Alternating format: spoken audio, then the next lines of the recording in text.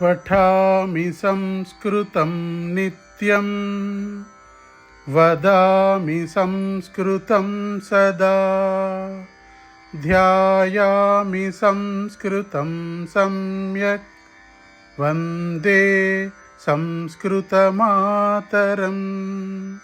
वन्दे संस्कृतमातरं वन्दे संस्कृतमातरम्।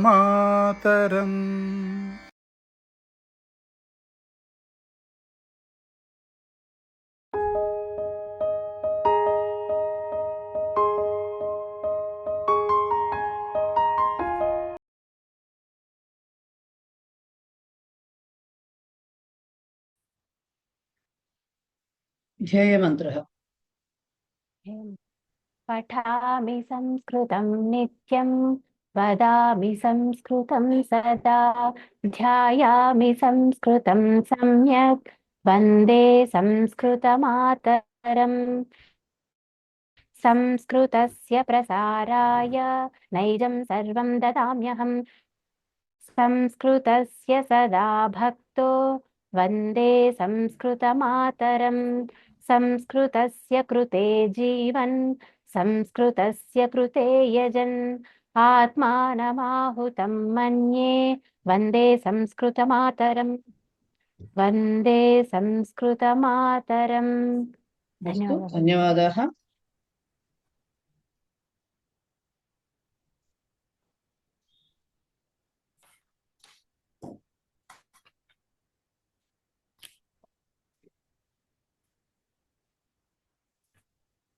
Exercise part the end, third lesson.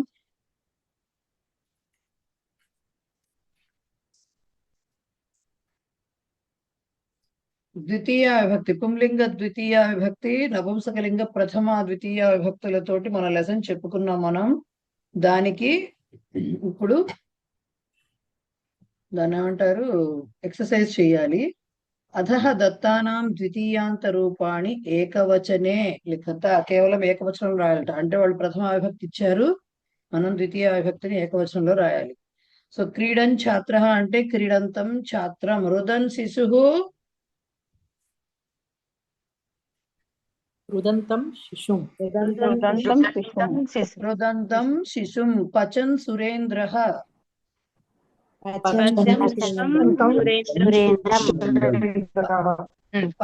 పచంతం సురేంద్రం. ఖాదన్ జనకః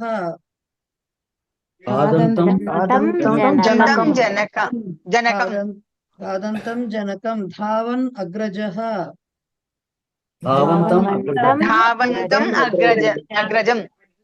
ధావంతం అగ్రజం. పిబన్ పితృవ్యః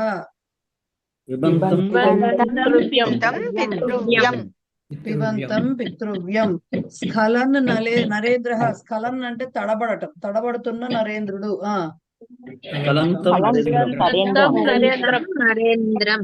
స్ఖలంతం నరేంద్రం. ఆరోహన్ శిక్షక ఎక్కుతున్న శిక్షకుడు. ఆరోహంతం శిక్షకం. ఏంటండి అన్నారు? ఫలతి అంటే అర్థం తడబడుతున్నది, ఓబులేట్ అవడం అంటాం కదా మనము, తడబడటం అది. చోరయన్ గోపాల.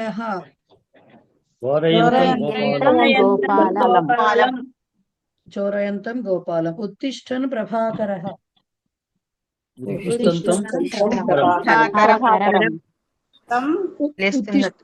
ఉత్తిష్టంతం ప్రభాకరం. లేస్తున్నటువంటి ప్రభాకరుని. చింతయన్ ఆచార్య.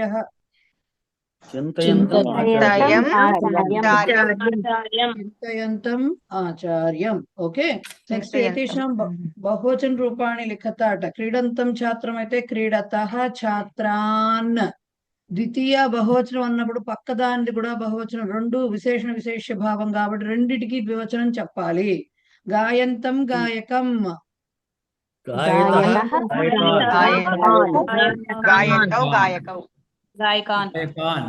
ఎవరు గాయంతం అన్నారు? గాయంతం ఎవరు వినబడింది? ప్రథమా విభక్తి కాదు, ఇది ద్వితీయ విభక్తి చెప్పాలి మనకు. గాయతః గాయకాన్. అది గాయతః గాయకాన్ అనాలి. గాయంతో చెప్పకూడదు. ప్రథమా విభక్తి కాదు, ద్వితీయ విభక్తిలో బహువచనం చెప్పమంటున్నారు వాళ్ళు. ద్వితీయ విభక్తిలో ఇందాకేం చేశారు, ప్రథమా విభక్తి ఏకవచనం ఇచ్చి దాన్ని ద్వితీయ విభక్తి ఏకవచనంలోకి మార్చమన్నారు. ఇప్పుడు ద్వితీయ విభక్తి ఏకవచనం ఇచ్చి దాన్ని ద్వితీయ బహువచనంలోకి మార్చమన్నారు. సో గాయతః గాయకాన్, స్మరంతం నావికం, నావికాన్ స్మరతః నావికాన్, పృచ్ఛంతం శిక్షకం, శిక్షకాన్. పృచ్ఛతః శిక్షకాన్, సూచయంతం నాయకం. ఎందుకు ఎన్నిసార్లు ఇచ్చారు? సూచయతః నాయకాన్. సూచయతః నాయకాన్, క్షాళయంతం రజకం, క్షాళయతః రజకాన్, పశ్యంతం వీక్షకం,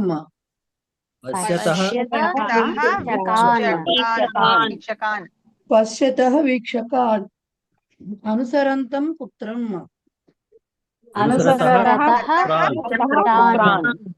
అనుసరతః పుత్రాన్, పఠంతం చాలకం,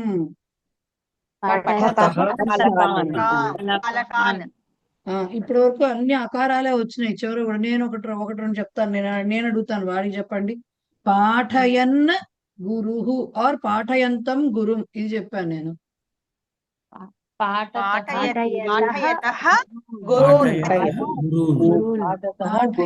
గురూన్, ఓకే, పాఠయతః గురూన్, ఓకే. కూర్దంతం కపిం, మహోదయ నమస్కారం మహోదయ.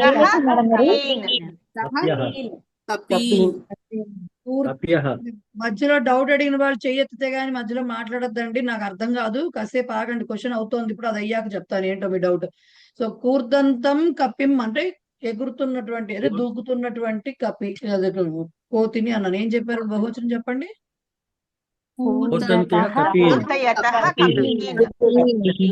కూర్దంతః ఆర్ కూర్దయతః ఎక్కడి నుంచి వచ్చింది? కూర్దతః. కూర్దంతం అన్నాను, పఠంతం అన్నప్పుడు పఠతః అంటున్నప్పుడు, కూర్దంతం అన్నప్పుడు కూర్దతః అనే. ఓకే, కపీన్, రైట్, ఓకే ఫైన్. ఉండండి, ఇంకోటి కూడా అడుగుతాను.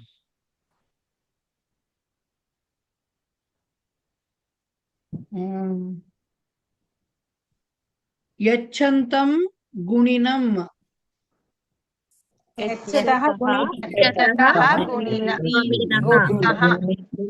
గుణినః, యచ్చతః గుణినః, యచ్చతః గుణినః, గుణినం గుణినం గుణినః కదా.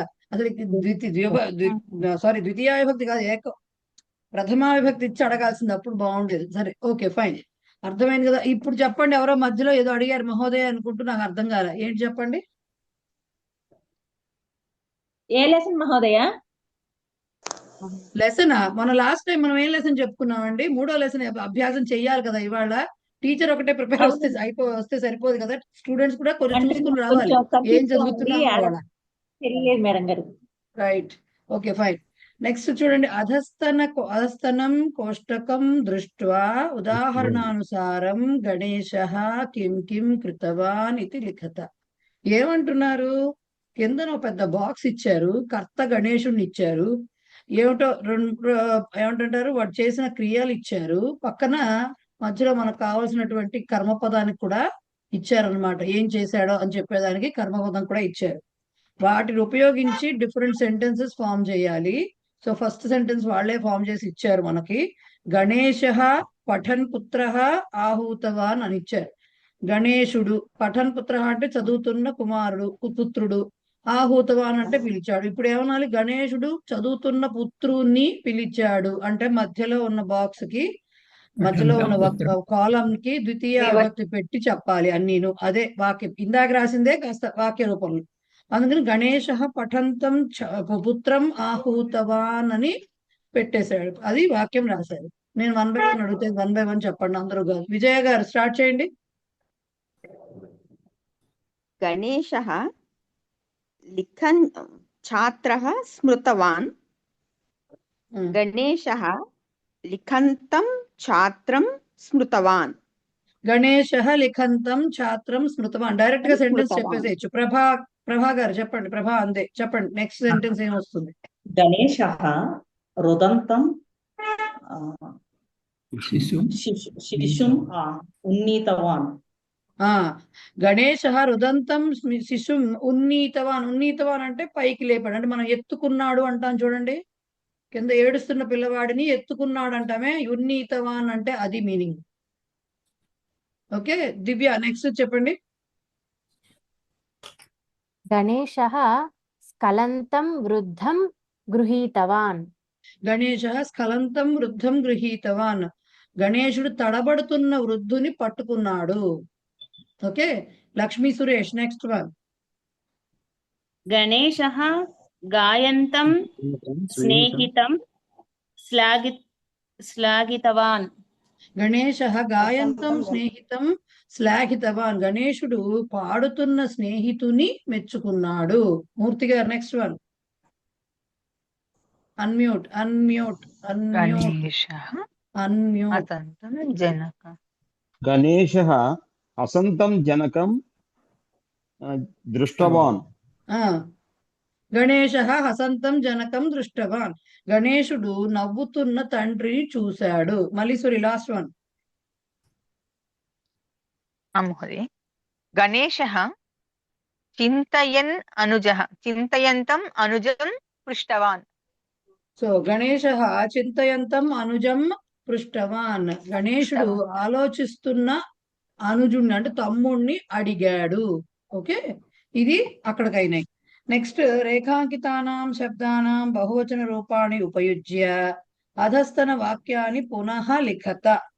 అంటే అండర్లైన్ చేసిన వాటికి బహువచన రూపాలు చెప్తూ మళ్ళీ దాన్ని మొత్తం వాక్యాన్ని బహువచన రూపంతో అంటే అండర్లైన్ చేసిన వాటికి బహువచనం రాయాలి, మొత్తం వాక్యం కానీ మళ్ళీ రాయాలన్నమాట కంప్లీట్ గా.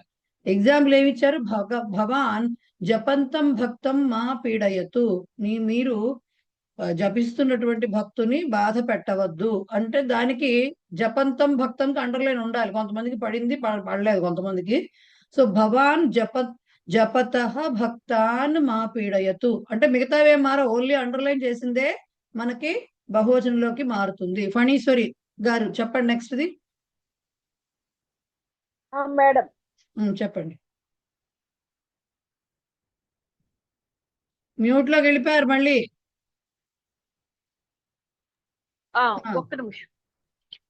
మహేశः ధావతః బాలకాన్ స్పృష్టవాన్. మహేశः ధావతః బాలకాన్ అంటే బహువచనంలో ఆన్సర్ చెప్పారు ఆవిడ డైరెక్ట్ గా. బాలకాన్ స్పృష్టవాన్. మహేశుడు పరిగెడుతున్న బాలకులను స్పృశించాడు అంటే ముట్టుకున్నాడు అని అర్థం. ఓకే స్పృష్టవాన్. విశాల గారు నెక్స్ట్ వన్. అన్మ్యూట్ చేసుకుని చెప్పండి మేడం. మాతా క్షీర పిబతః బాలకాన్ దృష్టవతి. బాలాన్ ఓకే బాలాన్ దృష్టవతి. మాతా క్షీరం పిబతః బాలాన్ దృష్టవతి. తల్లి పాలు త్రాగుతున్నటువంటి పిల్లలను చూసింది. రైట్ నిత్యభవాని గారు నెక్స్ట్ వన్. సన్మార్గే గచ్చంతం సజ్జనం జనాః శ్లాఘయంతే. సన్మార్గే గచ్చతః సజ్జనాన్ జనాః శ్లాఘయంతే. శ్లాఘయంతే లేదండి అక్కడ, శ్లాఘంతే అంతే. ఓకే సో సన్మార్గే గచ్చతః జనాన్ ఆర్ సజ్జనాన్ జనాః శ్లాఘంతే. సన్మార్గములో వెళ్తున్నటువంటి సజ్జనులను జనులు మెచ్చుకుంటున్నారు. ఓకే సో గచ్చతః సజ్జనాన్. నెక్స్ట్ ఫణిరాజు గారు. నమస్తే మేడం. గాయంతం గాయకం నర్తకః ఆహూతవాన్. ఇది గాయకాన్ నర్తకః ఆహూతవాన్. గాయకాన్ నర్తకః ఆహూతవాన్. పాడుతున్న గాయకులను నర్తకుడు పిలిచాడు. Okay fine. కౌముది గారు నెక్స్ట్ వన్. నమస్కారం మహోదయ. భక్త్యా నమంతం సాధకం దేవి ఉత్థాపితవతి. భక్త్యా నమతః సాధకాన్ దేవి ఉత్థాపితవతి. ఉత్థాపితవతి. ఉత్థాపనం అంటే ఏంటి? లేపటం. ఉత్తిష్టతి అంటే ఏంటి? తనకి తను లేవడం. ఉత్థాపయతి అంటే అవతల వాళ్ళని లేపడం. దాంట్లో ఉత్థాపితవతి అంటే భక్తితో నమస్కరిస్తున్న సాధకులను దేవి లేపింది. అంటే లేనాయన కళ్ళు తెరువు ఇట్లా చెప్తారు కదా, అంటే మనకంత పుస్తకాల్లో వాటిలో అలాగే చెప్తారు కదా. వీళ్ళు ప్రత్యక్షమై, అమ్మవారు ప్రత్యక్షమై కళ్ళు తెరువు, లేకపోతే లేనాయన వత్సాయిలు ఏదో చెప్తుంది కదా, అదనమాట. ఉత్థాపితవతి అంటే లేపింది, అంటే ఆయన ధ్యానం నుంచి లేపింది అని చెప్పడం. రైట్. రజనీచంద్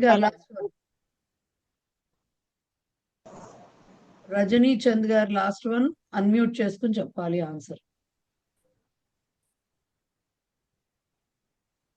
నమస్తే మేడం. దూరదర్శనం పశ్యంతం పుత్రం జనకః తర్జితవాన్. దూరదర్శనం పశ్యతః పుత్రాన్ జనకః తర్జితవాన్. దూరదర్శనం పశ్యతః పుత్రాన్ జనకః తర్జితవాన్. టీవీ చూస్తున్న కొడుకులను తండ్రి తర్జించాడంటే తిట్టాడు అని చెప్పడం. Right, correct. ఓకే, అక్కడికి మీకు ఎక్సర్సైజ్ పార్ట్ అయిపోయింది. ఇంట్లో సుభాషితాలు, ప్రహేళిక అయిపోయింది, అన్వయ రచన కూడా అయిపోయింది. చెప్పుకోవాల్సింది ఏంటి? సంధుల్లో పరసవర్ణ సంధి అండ్ చర్త్వ అని 2 సంధులు ఉన్నాయి ఇప్పుడు. ఓకే, దానిలోకి వెళ్లే ముందు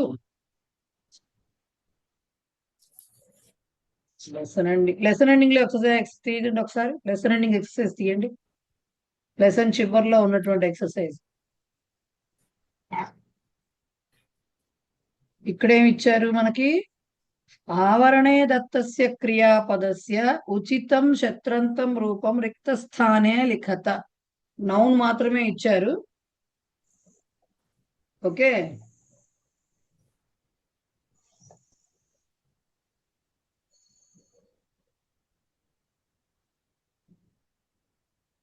నౌన్ మాత్రం అంటే ఇచ్చారు, వెర్బ్ ఇచ్చారు, బ్రాకెట్ లో వెర్బ్ ఇచ్చారు, నపుంసక. ఆ బ్రాకెట్స్ లో ఇంకో చిన్న బ్రాకెట్ లో ఉన్న ఒక్కొక్క ఇవేంటివి నపుంసకలింగమా పుంలింగమా అని చెప్పేవి అవి బ్రాకెట్స్.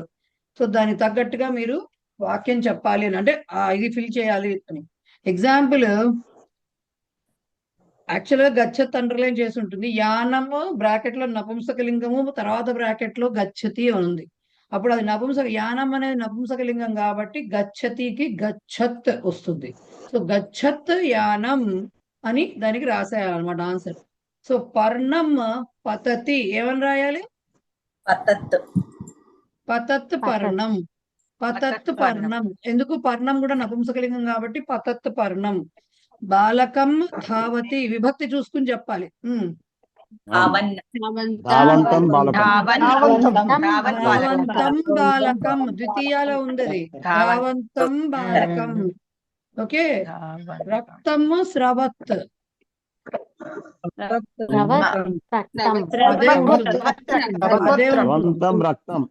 స్రవత్ రక్తం. స్రవంతం ఎక్కడి నుంచి వచ్చిందండి? స్రవత్ రక్తం. రక్తం నపుంసకలింగం. వాళ్ళు యాక్చువల్ గా స్రవతి ఇవ్వాలి, స్రవత్ అని ఇవ్వకూడదు. స్రవతి అని ఇస్తే స్రవత్ రక్తం అని మనం రాస్తాం. రక్తం నపుంసకలింగం సార్, స్రవత్ రక్తం అని వస్తుంది. పుస్తకం నశ్యతి.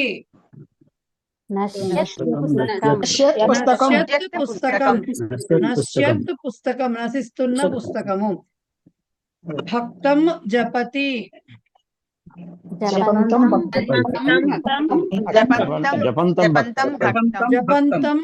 భక్తం. కమలం వికసతి. వికసత్ కమలం. ఓకే, వికసత్ కమలం. నెక్స్ట్ నక్షత్రం స్ఫురతి. నక్షత్రం. స్ఫురత్ నక్షత్రం. శిక్షకం పాఠయతి. పాఠయంతం శిక్షకం. వస్త్రం జీర్ణీభవతి.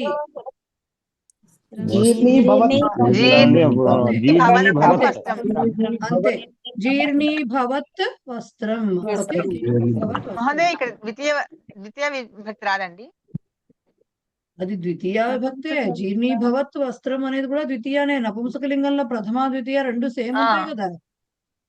అవునవును మహోదయ. మళ్ళీ మొదటికి వచ్చి చెప్పించాలేమో బాబాయ్ విభక్తులు ఎనిమిది చెప్పండి ఇది చేతులు లేదు, కొంచెం చెప్పండి కన్ఫ్యూజ్ అయ్యాను. వరుసగా సారీ అని సారీ. చెప్పించారు. లేదు ఓకే ఫైన్. యంత్రం చలతి చలత్ చలత్ యంత్రం చలత్ యంత్రం. చలత్ యంత్రం. నపుంసకలింగ రూపాల్లో ప్రథమ విభక్తివి ద్వితీయ విభక్తివి సేమ్ ఉంటాయి, బట్ కాంటెక్స్ట్ ని అవును, బట్టి అవును. మనకు అది ఏదో నిర్ణయించుకోవాలి మనం, రైట్? నెక్స్ట్ రేఖాంకితస్య శత్రంత మహోదయ చెప్పండి సార్, మహోదయ చెప్పండి. ఇక్కడ కొంచెం చిన్న డౌట్. ఈ నక్షత్రంకి స్ఫురతి అని వచ్చింది కదా, మామూలుగా మనం చదివే స్ఫురతి వేరు, ఈ స్ఫురతి వేరు కదా. అది గుర్తు తెచ్చుకోవటమును ఇదేదో షైనింగ్ రెండు వేరు వేరే కదా. వేరు. మనం తెలుగులో అది స్ఫురణకు స్మరతి కదా? వచ్చింది కాదు కాదు, అలా కాదు. తెలుగులో స్ఫురణకు వచ్చింది అంటామే, అది వేరు సార్, అది వేరు ఇది వేరు. అంటే ఇది స్పూ కాదు, స్పీ కాదు, ఫా స్పెల్లింగ్. అక్కడ తెలుగులో కూడా ఇది కొత్తగా స్ఫూనే ఉంది. రాయాలి, పానే రాయాలి, పానే రాయాలి. తెలుగులో కూడా స్ఫురణ మహాప్రాణం పానే రాయాలి. కాదు మేడం, సంస్కృతంలో కూడా సాత్కి పాకి సాగుతుంటుంది కదా, స్ఫురతి. లేదు ఉండదండి, ఉండదండి, ఉండదు. సంస్కృతంలో స్ఫురతి. సంస్కృతంలో స్ఫురతి అంటే ఇలాగే ఉంటుంది. ఇది ఓకే, ఫా ఇచ్చాడు కదా అని నాకు డౌట్ వచ్చింది. స్ఫురతి ఇప్పుడు పానే సార్, ఈ పానే ఉంటుంది, మామూలు పా ఉండదు. ఓకే ఓకే ఓకే ఓకే ఉంటుంది. అయితే ఇక్కడ మీరు స్ఫురణకు వచ్చింది, స్ఫురతి అంటే ఏకం విషయం స్ఫురతి అంటే కూడా అక్కడ అర్థం ఏంటి అంటే కాంటెక్స్ట్ ని బట్టి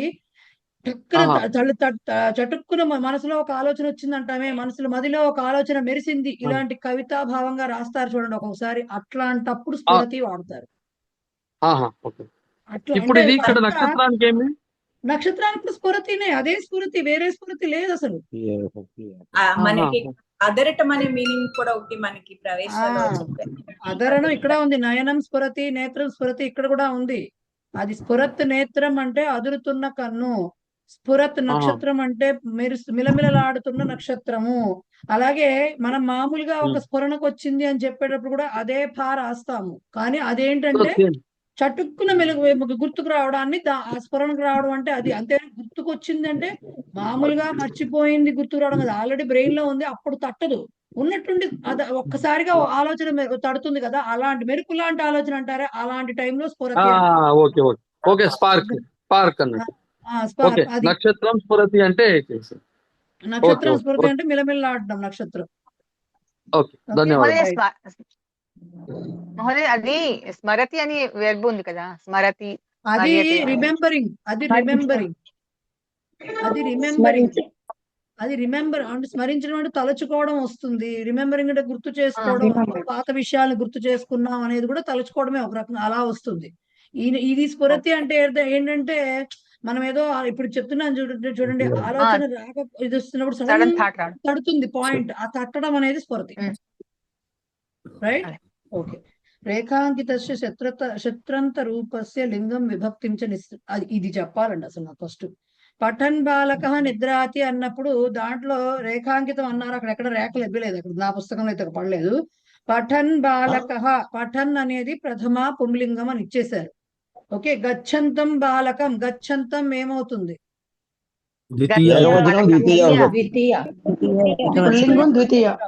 పుంలింగ ద్వితీయ. ఓకే, పుంలింగ ద్వితీయ. గచ్చత్ ఇక్కడ తెలుస్తుంది, గచ్చత్ యానం పశ్య, ఈ వాక్యంలో గచ్చత్ అనేది ఏ విభక్తిలో ఉంది? నపుంసకలింగం ఏకవచనం.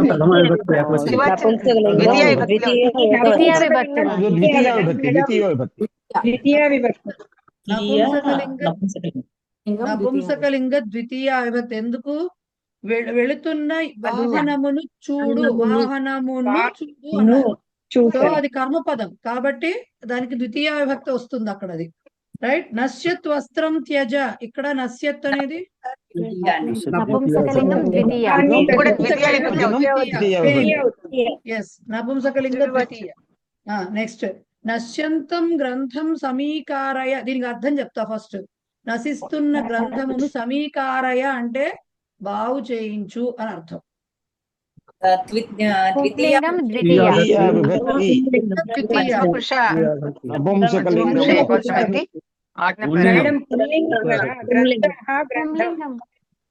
ఇప్పుడు ఇక్కడ మనం పుల్లింగ చెప్పాల్సింది ద్వితీయ పుంలింగ ద్వితీయ అంతవరకే చెప్పాలి. మధ్యమ పురుషకి వెర్బకి వరకు వెళ్ళొద్దు. నశ్యంతం అనేది ఏది వాడు అడిగింది ఏంటి? రేఖాంకిత శబ్దస్య శత్రు రూపస్య చెప్పమన్నారు, లింగం ఏమిటో. ఓకే, ద్వితీయ విభక్తి లింగం చెప్పమన్నారు. సో నశ్యంతం అనేది ఏమొస్తుంది ఇక్కడ అంటే పుంలింగ ద్వితీయ అంతవరకే మాట్లాడాలి. నశ్యత్ యంత్రం న క్రేతవ్యం. అర్థాలు ఎందుకు చెప్తున్నానంటే మనం వాడుకునేప్పుడు ఆ మీనింగ్స్ తెలియాలి కాబట్టి చెప్తున్నా. నశ్యత్ యంత్రం న క్రేతవ్యం. నశిస్తున్న ఆర్ క్షీణిస్తున్న ఆర్ పాడైపోతున్న యంత్రమును కొనరాదు. నపుంసకలింగం ద్వితీయ. నపుంసకలింగం ద్వితీయ విభక్తి. అంతే, నపుంసకలింగం ద్వితీయ విభక్తినే, ఇంకా దానికి కామాలు లేవు. వికసత్ పుష్పం ఉద్యానే శోభతే. వికసిస్తున్న నపుంసకలింగం ప్రథమా విభక్తి. అది కర్మీపక్షంలో ఉంది కదా, అది ప్రథమా విభక్తి. నపుంసకలింగ ప్రథమా విభక్తి. ఎందుకు? శోభతే అనే క్రియాపదం దేనికి సంబంధించింది? పుష్పమునకే సంబంధించిందే. కాబట్టి పుష్పము వికసిస్తున్న అంటే అందముగా ఉన్నది అని చెప్తున్నాం, అంతేగాని దాన్ని చూడు అని చెప్పట్లేదు. అక్కడ దాన్ని చూడు, దాన్ని చూసి ఆనందించు ఇలా ఏం చెప్పట్లేదు. కేవలం పుష్పము వికసిస్తున్న పుష్పం ఉద్యానములో వికసిస్తున్న పుష్పము ఉద్యానములో అందంగా ఉంది అని చెప్తున్నాం. ప్రకాశిస్తున్నది, విరాజిల్లుతున్నది ఇలా చెప్తాం. అప్పుడు ఇక్కడేంటి? పుష్పమే ఉన్నది, అంటే పుష్పం శోభతే అంతే. సో అప్పుడు అక్కడ ఎలా వస్తుంది మీకు? వికసత్ అనేది ఇక్కడ నపుంసకలింగ ప్రథమాలోనే వస్తుంది. అలా కాకుండా మొన్న చెప్పిన ఎగ్జాంపులే మళ్ళీ ఉద్యానే వికసత్ పుష్పం, అప్పుడు గనక మళ్ళీ దాన్ని చూడు, పశ్యతు ఆర్ పశ్యంతు అలా చెప్తే అప్పుడు ద్వితీయ వస్తుంది. మహోదయ మహోదయ, చెప్పండి. ఇప్పుడు మీరు చెప్పిన లాజిక్ లాగా నాకు అనిపిస్తుంది. పైన ఉన్న నశ్యత్ యంత్రం నా క్రేతవ్యంలో కూడా నశ్యత్ ప్రథమా విభక్తి అని అనిపిస్తుంది మేడం. కాదు, అది అవ్వదు. ఎందుకంటే ఇచ్చింది క్రేతవ్యం కాదు. వినండి, క్రేతవ్యం అనేది కర్మణి ప్రయోగం. కర్మణి ప్రయోగంలోనే తవ్యత్ అని వస్తుంది. అప్పుడు దీన్ని కొనకూడదు అంటే అర్థం ఏంటి? ఎవరూ కొనకూడదు అని అర్థం. కర్తృపదం ఇవ్వలేదు, కర్మపదంతోనే ఇచ్చారు వాక్యం. కర్మణి ప్రయోగంలో కర్మపదం దేంట్లో ఉంటుంది? ప్రథమా విభక్తిలో ఉంటుంది.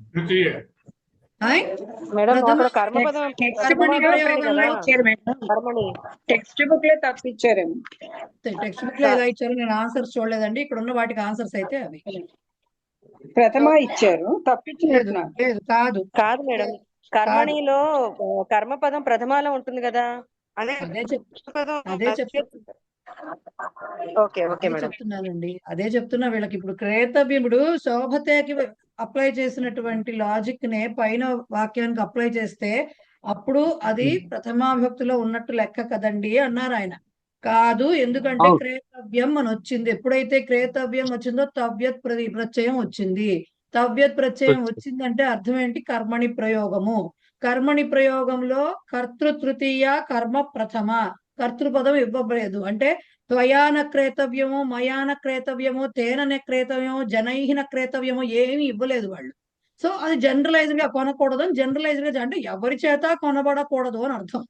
సో అప్పుడు ఏమవుతుంది? అక్కడ ఏం కొనబడకూడదు? దేనిని కొనకూడదు? యంత్రాన్ని కొనకూడదు. కాబట్టి యంత్రం అనేది కర్మపదం అయిపోతుంది అక్కడ. అది కర్మణిలో కర్మపదం ప్రథమా విభక్తిలో ఉంటుంది కాబట్టి ఇది ప్రథమాలోనే ఉన్నది. రైట్?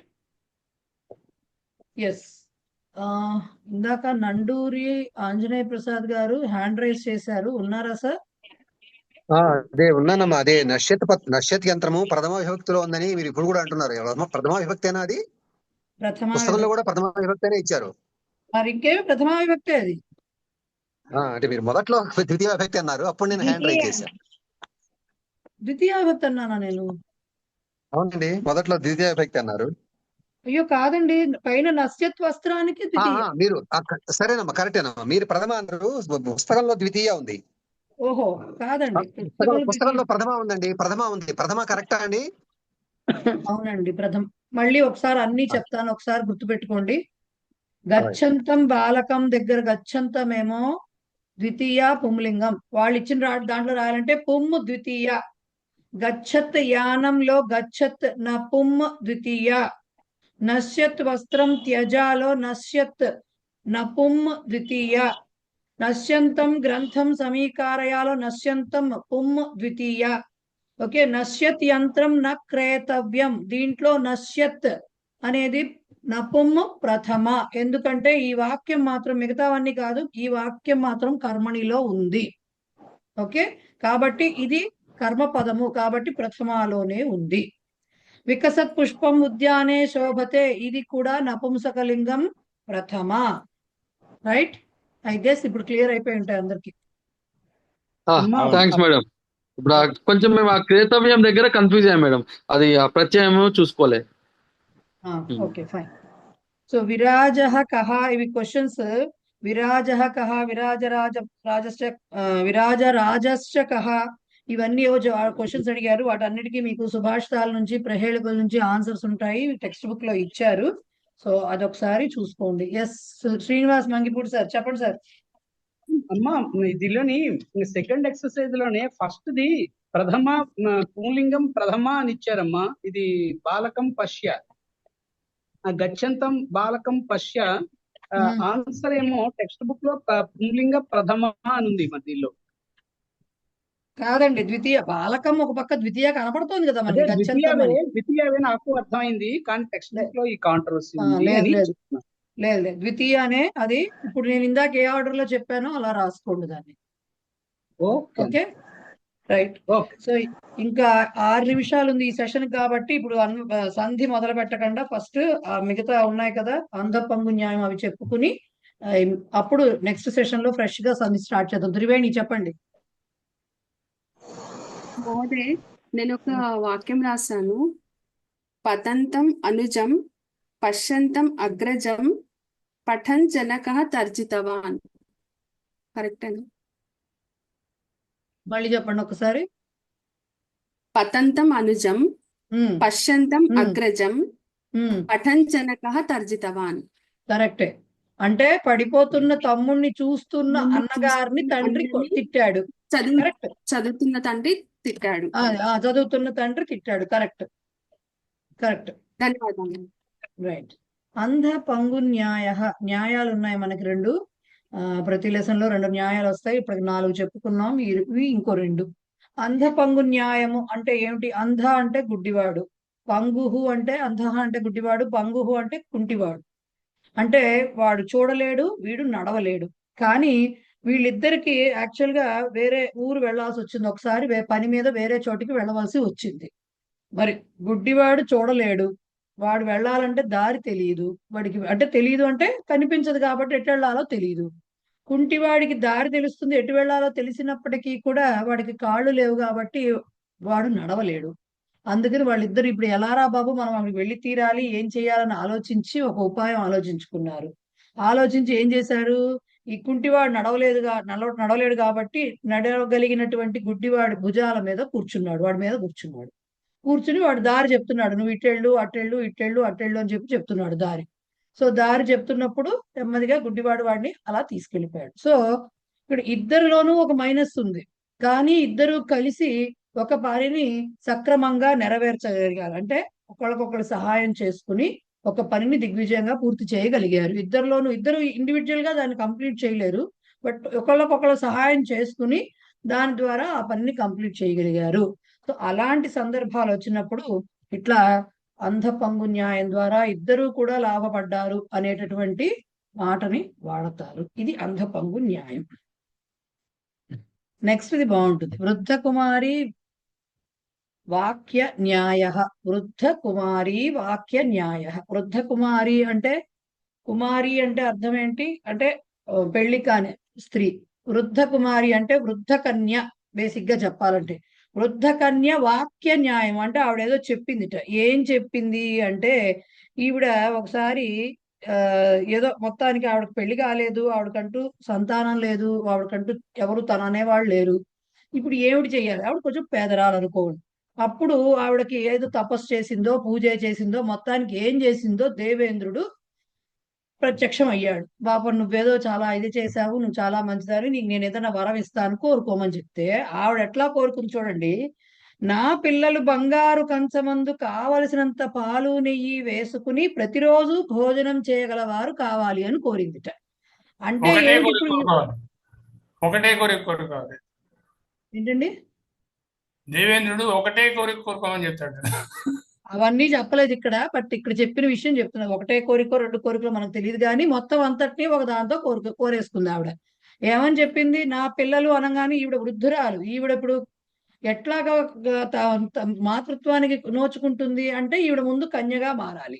కాబట్టి ఈవిడ చిన్నతనంలో అంటే యవ్వన ప్రాప్తి జరగాలి ఆవిడకి. సో ఆవిడ యవ్వనవంతురాలు అవ్వాలి.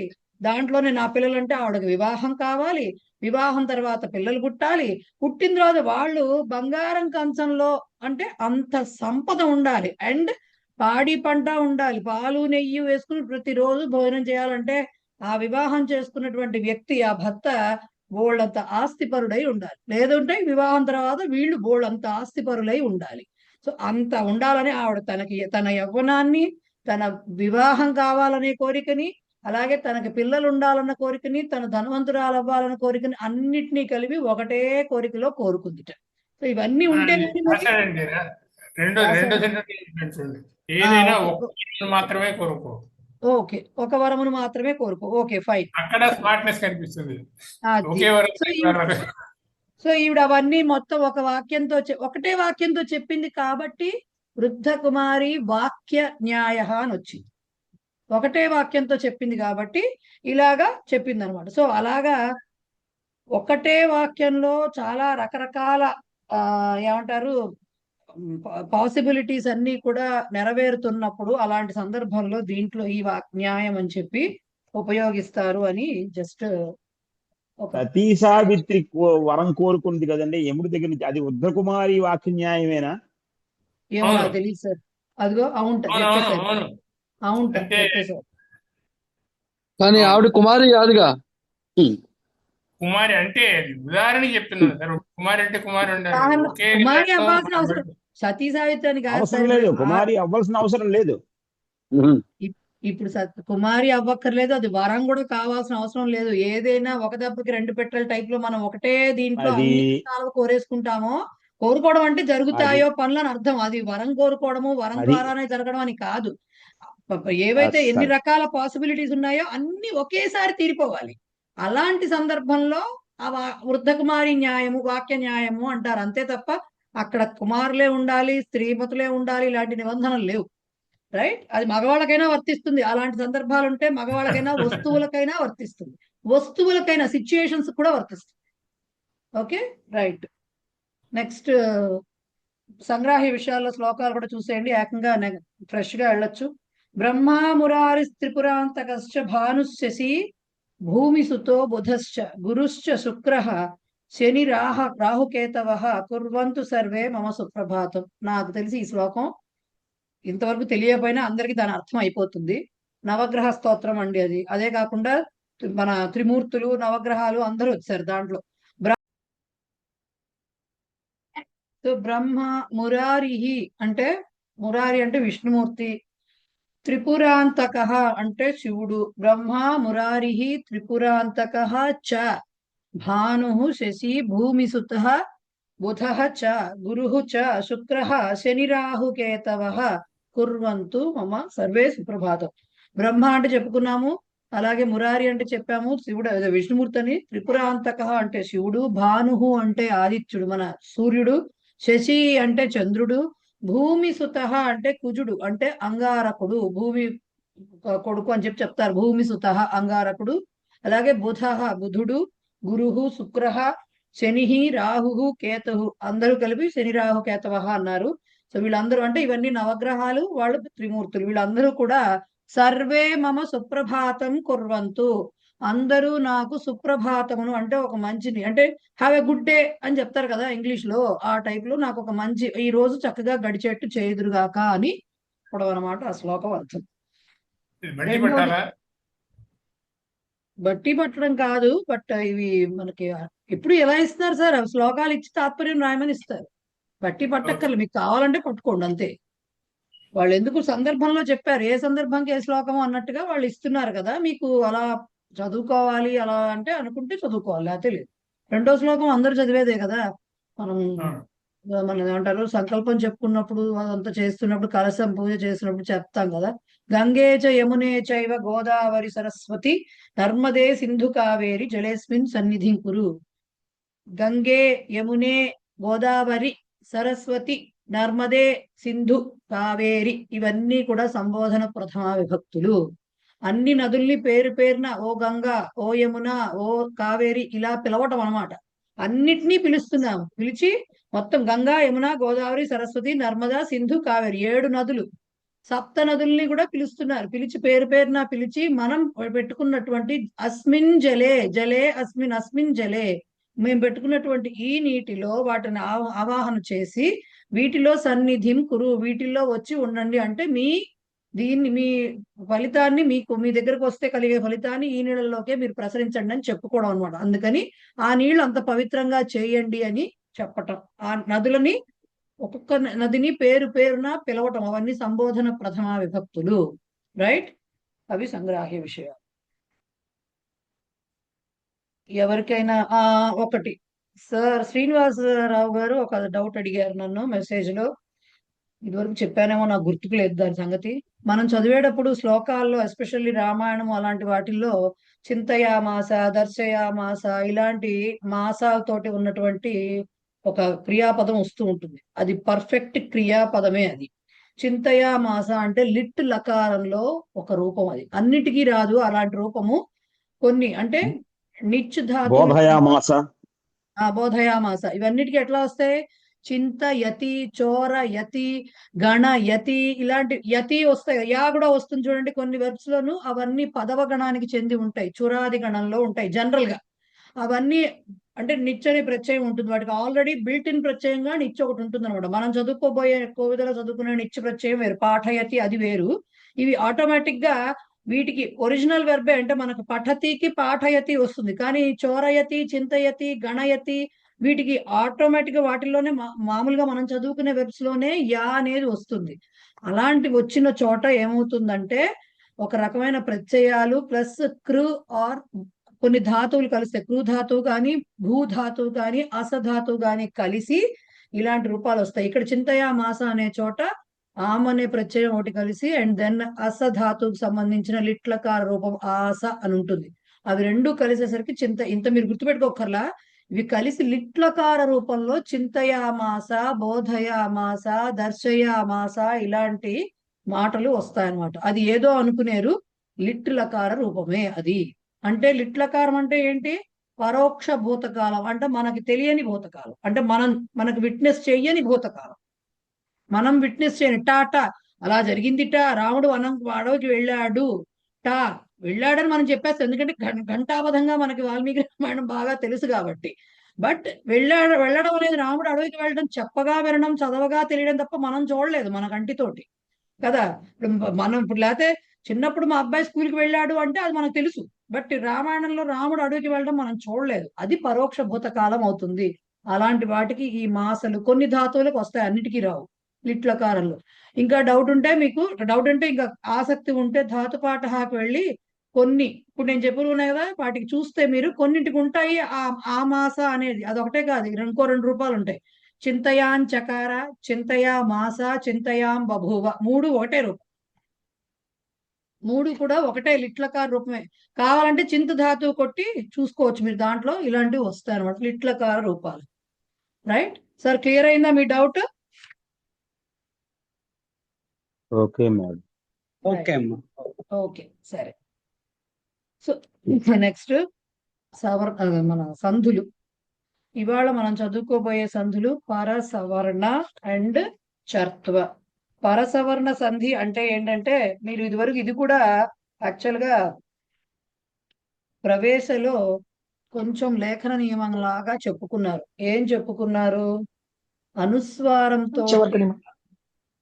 అనుస్వారం వస్తూ ఉంటే మధ్యలో, ఓకే, అనుస్వారం వచ్చినప్పుడు మధ్యలో తర్వాత కనుక వర్గాలు వచ్చినప్పుడు అనుస్వారం ప్లేస్ లో అనునాసిక వస్తుందని రాశారు కదా. గంగా, చంచలం, ఆనంద, కంటకం ఇలాంటివి రాశారు, గుర్తుంటే మీరు. కమ్ టకం అని ఉంటే కమ్ము ప్లేస్ లో మా డాట్ అనుస్వారం ప్లేస్ లో కంటకం అని పక్కన ఉన్న అక్షరం ఏ వర్గానికి చెందిందో ఆ వర్గం యొక్క అనునాసిక రాస్తారు. గుర్తొచ్చిందా? చంచలం, కంటకం, ఆనంద, సంపాద. ఏంటండి? పంచమాక్షరం రాసాం కదా, పంచమాక్షరం అన్నారు. అదే నేను అనుస్వారం అంటున్నాను. పంచమాక్షరాలు అంటే వర్గ పంచమాక్షరాలు అంటే అనుస్వారాలు కదా.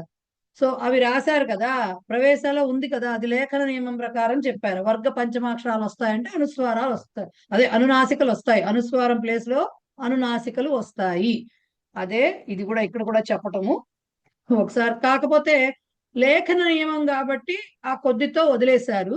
సంధి కాబట్టి పూర్వపదం ఎండింగ్ ఏముండాలి, ఉత్తర పదం స్టార్టింగ్ ఏముండాలి, ఏ కండిషన్స్ ఉంటాయి, ఎక్కడైనా ఎక్సెప్షన్స్ ఉన్నాయా, ఇవన్నీ తెలుస్తాయి. ఒకసారి చూద్దాం. అది వ్యావహారిక చింతన, ఇది శాస్త్రీయ చింతన. వ్యావహారిక చింతనం అని కాదు, అది ఫస్ట్ లెవెల్ చెప్పటం. ఎందుకంటే రాసేటప్పుడు తప్పు రాయకూడదు కాబట్టి, అప్పుడే సంధులు చెప్పలేదు కాబట్టి. ఇప్పుడు యాక్చువల్ గా సంధి ప్రకారం చెప్తాం దాన్ని. అదే లేఖన నియమంగా చెప్పారు, ఇప్పుడు సంధి ప్రకారంగా చెప్తాం అంతే. ఓకే. సో పరసవర్ణ సంధి, ఇక్కడ ఏమిటి నిబంధన ఏమిటి పరసవర్ణ సంధికి అంటే అనుస్వారం ఉండాలి. పూర్వపదం ఎండింగ్ లో అనుస్వారం ఉండాలి. అలాగే మిగతా సర్వ వ్యంజనాన్ని, ఉత్తర పదంలో అన్ని వ్యంజనాలు ఉండొచ్చు ఎక్సెప్ట్ స, ష, స, హ. ఈ శేష సహ విహాయ అంటే వీటిని, ఈ నాలుగిటిని వదిలిపెట్టి ఇంకా ఏ వ్యంజనం హల్లు కాన్సనెంట్ అయినా ఉండొచ్చు. దేనికి? అనుస్వారానికి పరమవుతూ. అప్పుడు ఏమవుతుందంటే ఈ వ్యంజనం ఏ వర్గానికి చెందిందో, ఇక్కడున్న సర్వ వ్యంజనానిలో ఇక్కడ వచ్చే వ్యంజనం అంటే ఉత్తర పద స్టార్టింగ్ లో ఏ వ్యంజనం ఉందో ఆ వ్యంజనం ఏ వర్గానికి చెందుతుందో వర్గీయాహ ఆ వర్గీయాహ అనునాసికాహ. అంటే కవర్గం అయితే మా వస్తుంది, చవర్గం అయితే ఇన్ని వస్తుంది, టవర్గం అయితే నా వస్తుంది, తవర్గం అయితే నా వస్తుంది, పవర్గం అయితే మా వస్తుంది. దీని నిబంధన. అనుస్వారం ఉండాలి, పక్కన ఎనీ కాన్సనెంట్ ఏ హల్ అక్షరమైనా ఉండొచ్చు, శేష సహ తప్ప. సో అవి లేనప్పుడు ఏమవుతుంది, ఈ లెటర్ లో, ఈ ఉత్తర పదంలో స్టార్టింగ్ లెటర్ ఏ వ్యంజనమో ఏ వర్గానికి చెందిందో ఆ వర్గము యొక్క అనునాసిక అనుస్వారం ప్లేస్ లో వస్తుంది. అంటే ఎగ్జాంపుల్ ఏంటి, అంకహ ఉందనుకోండి, ఇది పదం మధ్యలో కూడా ఉండొచ్చు, పదం మధ్యలో కూడా ఉండొచ్చు. సో అంకహ అని ఉంటే అమ్మ కహ, ఇక్కడ అమ్మ అనుస్వారం ఉంది ఫస్ట్ పదంలో, అంటే ముందర దానికి అనుస్వారానికి క అనే వచ్చింది వ్యంజనం. క అంటే కవర్గంలో ఉన్నటువంటి అనునాసిక అనుస్వారం ప్లేస్ లో రావాలి. సో అమ్ములోంచి అనుస్వారం తీసేసి ఆ కహ, సో కలిపితే అంకహ అవుతుంది. అంకహ అని చదవకూడదు, దాన్ని అంకహ చదవాలి. అలాగే మండనం, మమ్ డనం. సో మమ్ ప్లేస్ లో డా వచ్చింది, డా అంటే టవర్గ అక్షరం, టవర్గాలో ఉన్నటువంటి అనునాసిక ఏంటి, నా. సో మమ్ ప్లేస్ లో అంటే మాకి పైన అనుస్వారం ప్లేస్ లో నకారం వచ్చి మండనం అనేది ఏర్పడుతుంది. అలాగే కంపహ, కమ్ పహ, పాలో పవర్గంలో ఉన్నటువంటి అనునాసిక మకారము. సో క అనుస్వారం ప్లేస్ లో మకారము, పహ కంపహ ఇలా రాయాలి. ఓకే. ఆనం దహ, ఆనందహ, ఆనం దహ, ద అంటే తవర్గాక్షరం, దాంట్లో ఉన్నటువంటి అనునాసిక నకారము. సో ఈ అనుస్వారం కాస్త నకారం తోటి రీప్లేస్ చేయబడి ఆనందహ అని ఇలాంటి ఫామ్ ఏర్పడుతుంది. ఇది విత్ ఇన్ ద వర్డ్, అంటే ఒకే పదములో అనుస్వారం తర్వాత కనుక మనకి నెక్స్ట్ వచ్చే వర్డ్ ని బట్టి, వచ్చే లెటర్ ని బట్టి వాడటం అనేది జరుగుతుంది. అలా కాకుండా దీనికి కొన్ని రకాల చిన్న చిన్న కేసులు ఉన్నాయి. దీంట్లో ఏమిటున్నాయి, పదాంత సేమ్ సంధి, ఇప్పటి వరకు చెప్పిన మండనం, అంకహ, కంపహ, లేకపోతే ఆనంద, ఇవన్నీ ఒకటే పదాలుగా ఉన్నాయి. కానీ ఇక్కడ రెండు పదాలు ఉన్నాయి. సో పదాంత అనుస్వార సంధి వికల్ప. ఎప్పుడైతే రెండు పదాలు వచ్చి అనుస్వారం పదాంతంలో ఉందనుకోండి, అంటే ఎండింగ్ ఆఫ్ ద వర్డ్ లో ఉంటే, అప్పుడు ఏమవుతుంది, అహం కరోమి అన్న చోట ఎయిదర్ ఇందాక మనం సంధి చెప్పుకున్నట్లుగా ఈ అనుస్వారం ప్లేస్ లో కవర్గంలోని ఇంకా అనేటువంటి అనేటువంటి అనునాసిక వచ్చి అహంకరోమి ఇలా రాయొచ్చు, లేదు సెపరేట్ గా ఇట్లా కూడా అహం కరోమి సెపరేట్ గా మామూలుగా రాయొచ్చు. అంటే సంధి జరగకుండా రాయొచ్చు. సంధి జరగకుండా ఇలా రాసుకోవచ్చు, ఇలా రాసుకోవచ్చు. అంటే అర్థం ఏంటి? సంధి వికల్ప అంటే సంధికి వేరే ఆల్టర్నేటివ్ ఉంది. సంధి జరగచ్చు, జరగకుండా సెపరేట్ గా వాటికే వాటి పరంగా అవి ఉండొచ్చు. రెండు ఉన్నాయి. రెండిటికి రెండు కూడా కరెక్టే. ఇలా రాయొచ్చు, అలా రాయొచ్చు. సంబంధ, దీంట్లో రెండు పదాలు ఎక్కడున్నాయని డౌట్ రావచ్చు. సమ్ అనేది ఉపసర్గ. ఓకే, ఉపసర్గలు పదాల కింద ట్రీట్ చేయబడతాయి కాబట్టి సమ్ అనే దాంట్లో అనుస్వారం ఉండేసరికి ఇప్పుడు దీన్ని ఇలా బా అనేది పవర్గాక్షరం కాబట్టి అనుస్వారం కాస్త మకారం కింద మారి పవర్గ అనునాసిక కింద మారి సంబంధ ఇలా రాయొచ్చు. లేకపోతే సంబంధ సంధి లేకుండా జస్ట్ మామూలుగా కలిసి వికల్పం కింద ఇలా కూడా రాయొచ్చు.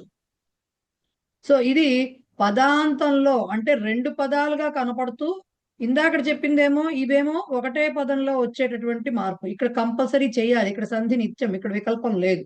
కానీ ఇక్కడ మాత్రం సంధి వికల్పము. రెండు పదాలుగా వచ్చి పదాంతంలో అనుస్వారం వస్తున్నప్పుడు సంధి చేసి ఇలా రాయొచ్చు, చెయ్యకుండా ఇలా కూడా రాయొచ్చు. ఇంకోటి కూడా ఉంది దాంట్లో కేసు. పదాంతంలో తవర్గాక్షరము అలాంటిది ఏదైనా ఉన్నప్పుడు ప్లస్ లకారం వచ్చినప్పుడు అనుస్వార లకార అనేది వస్తుంది. అంటే ఏంటంటే ఇక్కడ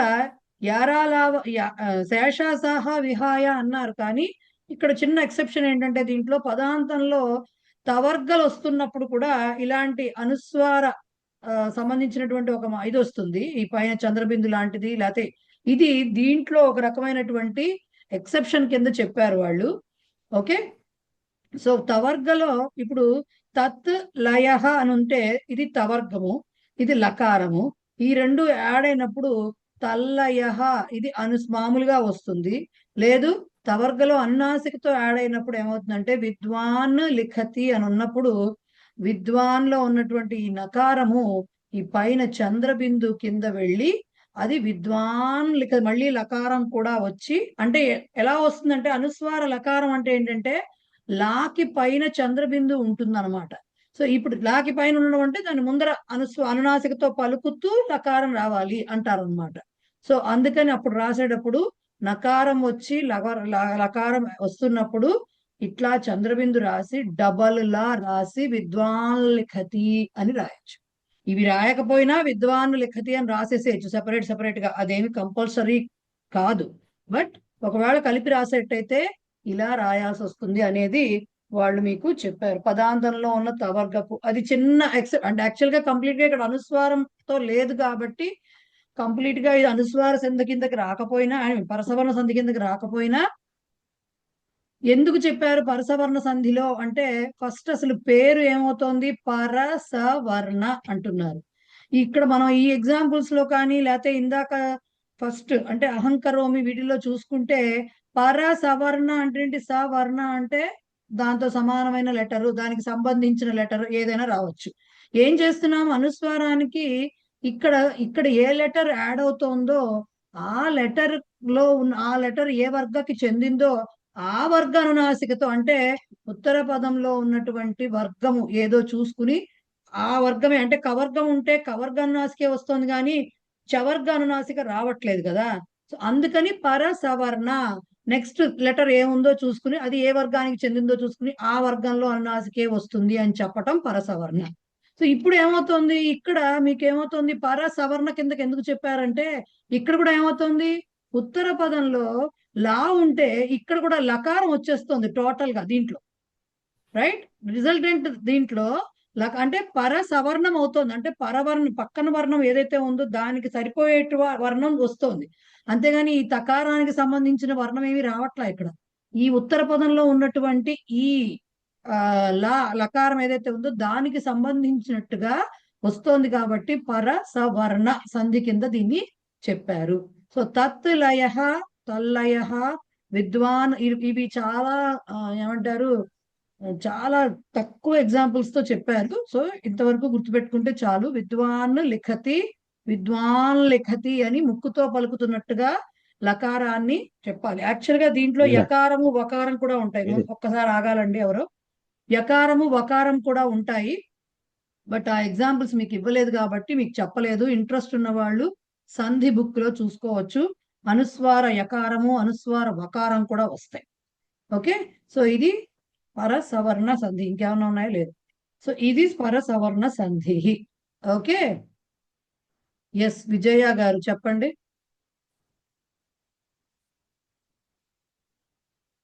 ఏం లేదు మేడం, నేనేమంది విజయ కుమారి గారు హ్యాండ్ రైజ్ చేశారు. ఆవిడ ఓహో మీరు ఇంకో విజయ్ ఉన్నారు కదా, చెప్పండి.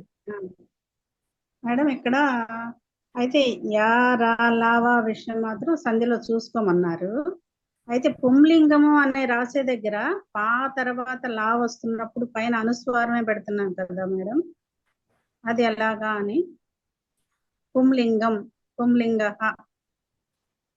అన్నప్పుడు పుంలింగ పైన ఏం పెడతారు? పుంలింగ పుంలింగ అనే రాస్తారు. పైన పా పక్కన లా వస్తుంది, పైన అనుస్వారం పెడుతున్నాం. పెట్టమే దాన్ని ఎలాగా పెట్టమే నేను ఎక్కడ పుస్తకాల్లో పుంలింగ అని రాసిన చోట పుల్లింగ అని చెప్పి ఇక్కడ వీళ్ళు రాస్తున్నారు తప్ప చాలా మంది నేను పుస్తకాల్లో చూడలేదు ఎక్కడ. మరి లేదు మాకు ప్రదేశాల్లో దగ్గర ఈ విభక్తుల దగ్గర ఇచ్చారు మేడం. పుంలింగం అకార రామ శబ్దాలు ఇచ్చే దగ్గర నేనైతే పుంలింగ అని చూసా కానివ్వండి, ఎక్కడా పుల్లింగ అని నేను ఎక్కడా చూడలేదండి. నేను చాలా సార్లు ఇలా రాసిన వాళ్ళని కూడా కరెక్ట్ చేశాను. పుల్లింగ అని అనుస్వారం పెట్టి రాసేది నేను ఎప్పుడు అంటే చంద్రబిందు పెట్టి రాసేది నేను ఎక్కడా ఇంతవరకు చూడలేదు. ప్రవేశ పుస్తకం నా చేతిలోనే ఉంది, ఎక్కడా లేదు. పుంలింగ అనే చోట పుమ్ము రాసాము, మామూలుగా లీ రాసాము అంతే. Correct madam. పుమ్ రాశారు, పుమ్ రాసి లింగ రాశారు, అది వేరేది. రెండు కలిపేస్తే మాత్రం పూకి పైన ఇది పెట్టలేదండి, దాన్ని ఏమంటారు, అనుస్వారం పెట్టలేదండి. చంద్రబిందు పెట్టలేదండి ఎక్కడ. కొంతమంది రాయగా నాకు మెసేజ్లు రాసేటప్పుడు పూ రాసి పైన చంద్రబిందు పెట్టి డబల్లా రాసి లింగహ అని రాశారు. నేను అది కరెక్ట్ చేశాను, ఎందుకంటే నేను ఇంతవరకు నేను చూసిన పుస్తకాలు ఎక్కడా కూడా పుంలింగ పూకి పైన అనుస్వారం మాత్రమే ఉంది, మామూలు డాట్ అయి ఉంటుంది, మామూలుగా లింగహ అనే ఉంటుంది. రెండు కలిపినా సరే అక్కడ అలా రాదే. నేను మరి మీ పుస్తకంలో ఎక్కడుందో నాకు తెలియదు. మరి అది పుంలింగ ఒకే పద్ధతి ఉంది రాసేది, అది ఒక్కటే రాస్తా. అనటం కూడా అనాలి కదా మేడం. పుల్లింగం అనే మాట మనకు తర్వాత ఎలా వచ్చిందో నాకు తెలియదండి. పుల్లింగం అనే మాట లేదు, పుంలింగమే అది. ఆ పుంలింగం అనే అనాలని చెప్పారు అంతే, పుంలింగ అనే చెప్పాలి. పుల్లింగం అనే మాట మరి ఎలా వచ్చిందో నాకు తెలియదు. కొంతమంది రాయిగా అయితే చూసి నేను చాలా సార్లు కరెక్ట్ చేశాను, మరి ఎవరినో గుర్తులేదు కానీ కరెక్ట్ అయితే చేశాను నేను. కాబట్టి పుంలింగ ఒక రకంగానే ఉంది మన పుస్తకాల ప్రవేశం నుంచి. ఇప్పుడు పుంలింగం అనే చోట కూడా చూడండి, ఎక్కడైనా చూడండి పుమ్ అనే రాసి ఉంటుంది, పుమ్ లింగ పైన డాటే ఉంటుంది. డాటే మేడం, డాట్నే అడుగుతున్నాను, డాట్నే అనుస్వారాన్నే అడుగుతున్నాను. అనుస్వారాన్ని ఓకే, డాట్ ఏం అడుగుతున్నారు మీరు ఇప్పుడు? అంటే ఇక్కడ తకారానికి లా వస్తుంది కదా, పకారానికి అయితే అట్లా ఏం రాదు. మరి పుంలింగ హాలో మీకు అక్కడ ఏ కండిషన్ సాటిస్ఫై అయిందంటారు? అనుస్వారానికి లకారం అంటారా? అనుస్వారానికి లకారం అంటే ఎక్సెప్షన్స్ ఉండొచ్చండి దానికి. మనకి చాలా అన్ని ప్రతిదీ మనం చెప్పుకున్న ప్రతి రూల్ ప్రకారం ఉండాలని లేదు.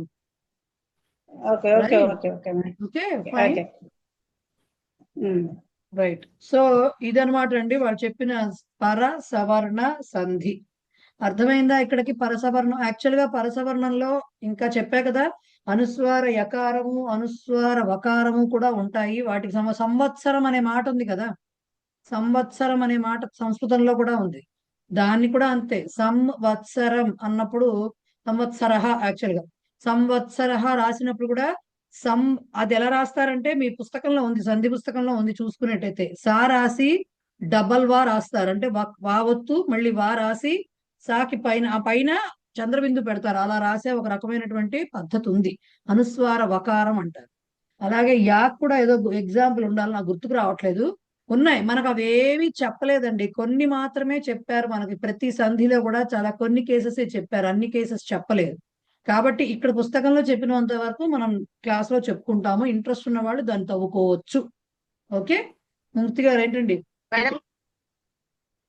మేడం శేష సాహ ఉన్నాయి కదా మేడం, దానికి రెండిటికి దొరికాయి, ఇంకో రెండిటికి మీరు చెప్పరా ఏమైనా? రెండింటి అంటే అంశుమాన్ అన్నది మనం మనం మామూలుగా చొక్క మీదన ఏ పెడతాం. తర్వాత సంస్కృతం మారాయం మీద చొక్క అదే అనుస్వారం పెడతాం. అలాగా శాఖి దొరికింది. ఆగండి సార్ ఒక్క నిమిషం. సంస్కృతం వేరే రకంగా వచ్చింది లేండి, అది వేరు. అసలు దీన్ని కలపకండి. సమ్ము బదులు పైన అబ్బే సమ్ము పైన డాట్ ఉంది అంతవరకే చూసుకున్నారు అక్కడ. అదే చెప్తున్నా, అన్ని అలా ప్రతిదీ పడిపోదు దీంట్లో. సమ్ అలా ఉంటే పక్కన కృతం ఉంటే మధ్యలో సకారం ఎక్కడి నుంచి వచ్చింది మరి? సంస్కృతం అని ఎందుకు అంటున్నాము అంటే అది వేరే సంధి, అది మీకు చెప్పలేదు. లైక్ ఇంకోటి కూడా చెప్తా, సంస్కృతం లాంటి ఎగ్జాంపుల్ ఏంటంటారు? కంసుడు కంసుడు కాదండి, కంసుడు కాదు, చెప్తా నేను. దేని గురించి సంస్కృతం అని చెప్పాను కదా. సంస్కృతం లాంటిది ఇంకోటి ఏంటంటే కస్మింశ్చిత్ వచ్చింది చూసారా? కస్మిన్ చిత్తు కలుస్తున్నప్పుడు కస్మింశ్చిత్ డాట్ వచ్చి సకారము చకారము అన్ని ఇవన్నిటికీ వేరే రూల్స్ ఉన్నాయి సార్, వేరే సంధులు ఉన్నాయి, అవి అవ్వవు అట్లాగా. షాకీను హాకీ ఏమైనా ఉన్నాయా నీకు దృష్టిలో? షాకీ హాకీను అలాగే ఏమైనా ఉన్నాయా? శాషాసాహాల్లో కదా మీరు అంటున్నది? శాఖ దొరికిపోయింది ఆల్మోస్ట్. సాక్ కూడా ఏదో దొరుకుతుందండి. కంస అని రాయడం కంసహాలో డాటే పెట్టాలి. డాటే పెట్టాలి ఎందుకంటే ఈ నియమం వర్తిస్తుంది అక్కడ. ఎక్సెప్షన్స్ ఈ నియమం వర్తిస్తే మకారం రాయాలి. కాదు ఈ ఎక్సెప్షన్స్ వర్తిస్తాయి. ఓకే, ఎక్సెప్షన్స్ అంటే మీకు దీంట్లో రాదు, తల్లయ్య దాని ప్రకారం రాదు, శేషసహ విహాయ లాగా వచ్చేస్తుంది. అవును దాంట్లోకి శేషసహ విహాయ కంసహ సరిపోయింది. షాకి హాకీ ఏమైనా మీ దృష్టిలో ఉంటే మాత్రం తర్వాత చెప్పండి. షాకి హాకీ నాకు ట్రై చేశాను. మేబీ మనకి వాడుకలో ఆ పదాలు ఉండకపోవచ్చు, బట్ మామూలుగా అంటే పాణిని గారు కానీ లేకపోతే వేరే వ్యాకరణ వేత్తలు చేసిన రీసెర్చ్ లో వాళ్ళకి తగిలి ఉండొచ్చు ఆ పదాలు. లేదంటే ఒక పని చెయ్యొచ్చు, ఉండండి చెప్తా మీకు. అట్లా ఉంటే యాక్చువల్ గా తెలీదు, బట్ ట్రై చేయడమే. చూద్దాం. సూత్రపాఠ దీంట్లో పరసవర్ణ సపోజింగ్ రెండు కలపచ్చు కదా, ఈ రూల్లో రెండు కలపచ్చు కదా. కం షండం షండం షండ అని ఉంది ఒక మాట. షండ టండ నాకు తెలియదు సార్, అది మాత్రం తెలియదు నాకు. కం షండం ఉండండి, ఇక్కడ ఇంకేదైనా ఉందేమో చూస్తున్నా. మీరు అడిగినట్టుగా పాషండం తీసుకోవచ్చు కదండి, పాషండం తీసుకోవచ్చు. పాషండంలో ఎక్కడ ముందు రావాలి కదా, అనుస్వారం ఉండాలి కదా సార్. వీళ్ళు నాకు తెలిసి నేను చూద్దాంలేండి సార్, ఎందుకంటే అన్నిటికీ ఉండాలని జస్ట్ ఉంటున్నాయి madam, just out of curiosity. ఆ రెండుకి దొరకటం లేదని అనుకున్నాను అంతే, అంతకంటే. ఎందుకంటే మీకు సూత్ర పాఠంలో కూడా దాంట్లో కూడా అలాంటి ఎగ్జాంపుల్స్ ఇవ్వలేదు. సూత్ర పాఠంలో కూడా ఆ ఎగ్జాంపుల్స్ అంటే మీరు అడుగుతున్నటువంటి షా తోటి ఇచ్చిన ఎగ్జాంపుల్స్ ఇవ్వలేదు. అంశ ఉందనుకోండి, అంశ విష్ణు అంశ మరి అనుస్వరమే పెడతాం అక్కడ, షా వచ్చింది కదా. అర్థమైంది సార్, మీరు చెప్పిన దంస్ట్రా అది ఉంది కరెక్టే. దంస్ట్రా ఓకే, దంస్ట్రా దానికి షాకారం వస్తుంది, దానికి అదే పెట్టాలి. ఇంకా ఏం రాలేదు? రాలేదా? రాలేదా? ఒకటి రాలేదు, షా కూడా వచ్చింది. నాకు తెలీదు. Okay madam.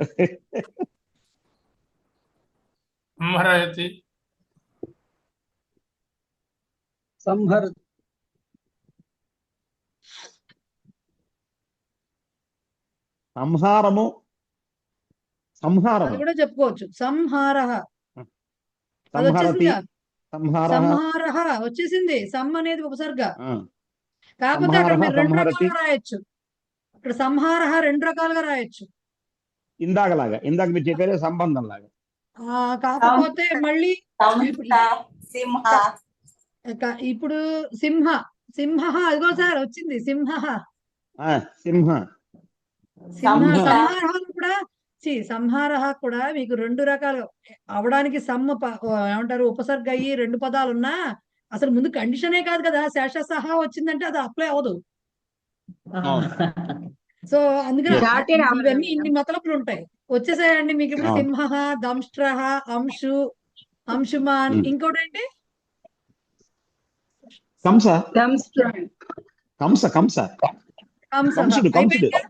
వచ్చేసాయా మాటలు? అమ్మయ్య బాబు నాయన. సరే ఓకే ఫైన్.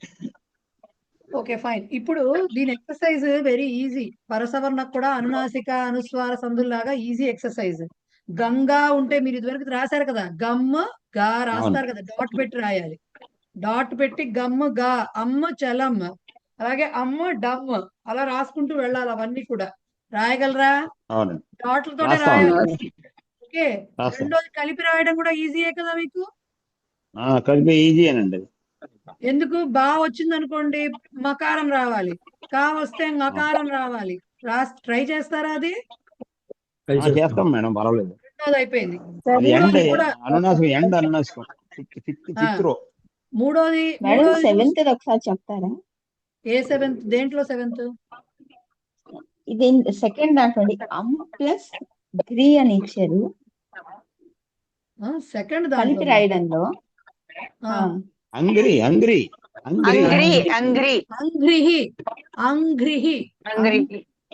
ఎలా రాయాలి అనే? ఎలా రాయాలనా? అవునండి. మీకు వెనకాల ఇచ్చుంటారు ఆన్సర్స్, చూడండి ఒకసారి ఎలా ఇచ్చారు. అక్కగాదే సంబంధం కదండి, అక్కగాదే అంగ్రిహి చూడండి ఎట్లా ఇస్తారు. నకారం రాసి కింద ఘాకి రాసి ఘా రాసి చిన్నగా ంగా రాస్తారా? కక్క గగ్గ ంగా రాస్తారా? అది రాసి దాని కింద చిన్నగా కక్క గగ్గ గగ్గ ఉంటుందే, ఘా రాసి దానికి ఇలా పెట్టాలి. వక్ర రాసినప్పుడు రేఫ ఎలా పెడతారో అలా పెట్టి మొత్తానికి ఈ మాత్రం పెట్టాలి. ఉండండి ట్రై చేస్తాను, ఒక్క నిమిషం. గంగాలాగే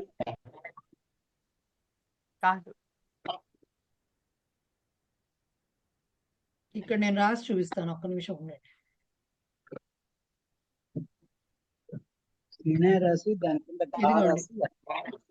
వాళ్ళు ఇచ్చింది ఏంటి? అంగ్రిహి ప్లస్ ఒక్క నిమిషం. ఇది ఇచ్చారు వాళ్ళు. సో ఎలా రాయాలి మీరు?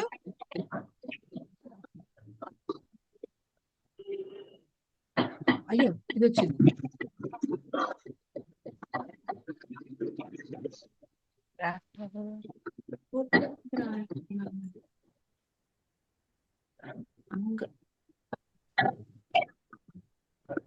ఇదిలా రాయాలండి. దీన్నే మీరు అంటే సంస్కృత లెటర్ దీంట్లో రాస్తే ఉండండి, దాని సంస్కృతిలో అయితే టెక్స్ట్ లో మారిస్తే వేరే వస్తుంది.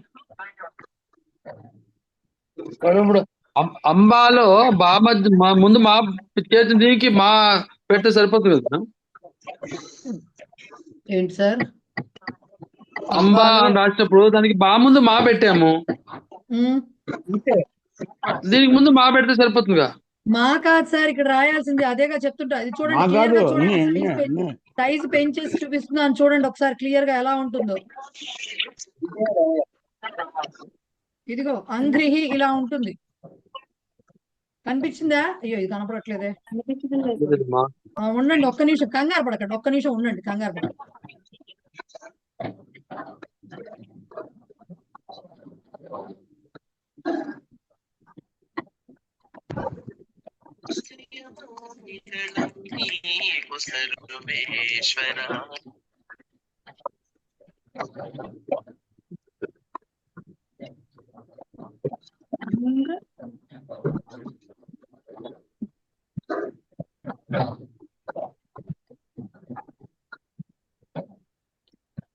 ఇప్పుడు చూడండి కనిపిస్తుంది.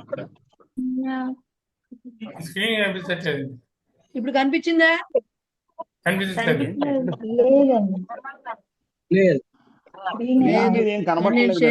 షేర్ చేయలేదేంటి స్క్రీన్? నా మానాన్ని నేను టైప్ చేసేసుకుంటున్నా, స్క్రీన్ షేర్ చేయలేదు, అది బాధ.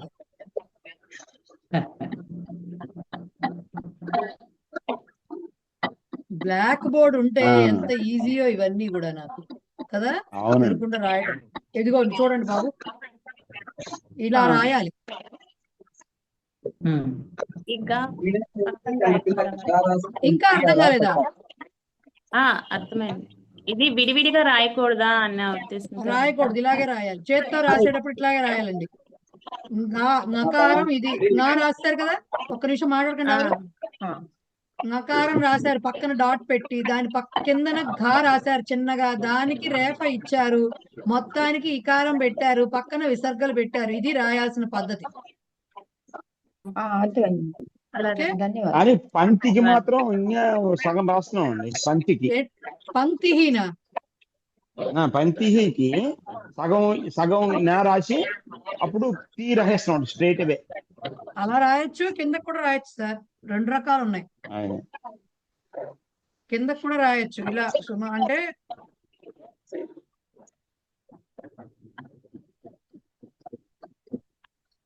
ఇగో ఇలా కూడా వస్తుంది సార్.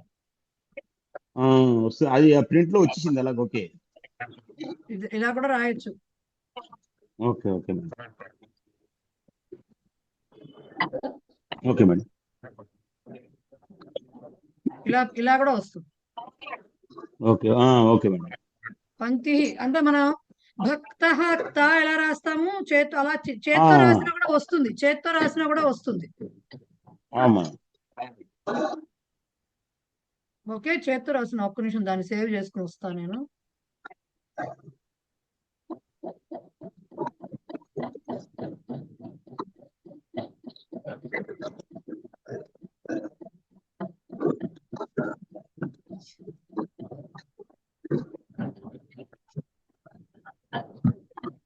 సో మీరు చేత్తో రాయాలనుకున్నప్పుడు కూడా ఎలా వస్తుందంటే, చేత్తో రాసేటప్పుడు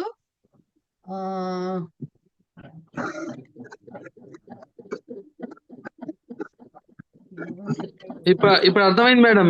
ఇందా చెప్పారు కాకా గాగా అన్నిటికీ కూడా అంకాహ లాగానే వస్తుందని కంపల్సరీ. సో దానికి మీకు మీరు చెప్పారు అంకాకి ఎట్లా వస్తుందో దాన్ని చుక్క పెట్టాలి పక్కన. అన్నిటికీ కాకా గాగా అన్నిటికీ, గంగా కూడా అదే వచ్చింది, గంగా కాక అంకహ. పంక్తి అని రాసేటప్పుడు మీరు ఎట్లా రాయాల్సి వస్తుందంటే, దీనికి ఇప్పుడు మనం మామూలుగా ఇలా రాస్తాం కదండి, తా అంటే ఇలా రాస్తాం మనం, రైట్? ఇలా రాస్తాం మనం తా అంటే. ఇప్పుడు ఇది కూడా షేర్ అవ్వట్లేదా? షేర్ అవుతుంది. తా ఇలా రాస్తాం కదా, ఈ పైన నకారం రాసి, ఇందాక అంగ్రీలో నకారం ఎలా రాసామో అలా రాసి దాని కింద ఇలా రాయొచ్చు. బాబాయ్ ఇంత మేము కాంప్లికేట్ వద్దనుకుంటే నకారానికి హలంతం పెట్టి పక్కన ఇది రాసేసేయచ్చు. Okay fine. సో అదనమాట. సో అవి మూడో బిట్ చూస్తే మీరు త్వం కరోషి, ఇవి పదాంతాల్లో ఉన్నాయి కాబట్టి, రెండు పదాలుగా ఉన్నాయి కాబట్టి వికల్పం. ఎవరి దగ్గర నుంచి బాగా సౌండ్స్ వస్తున్నాయి నాకు.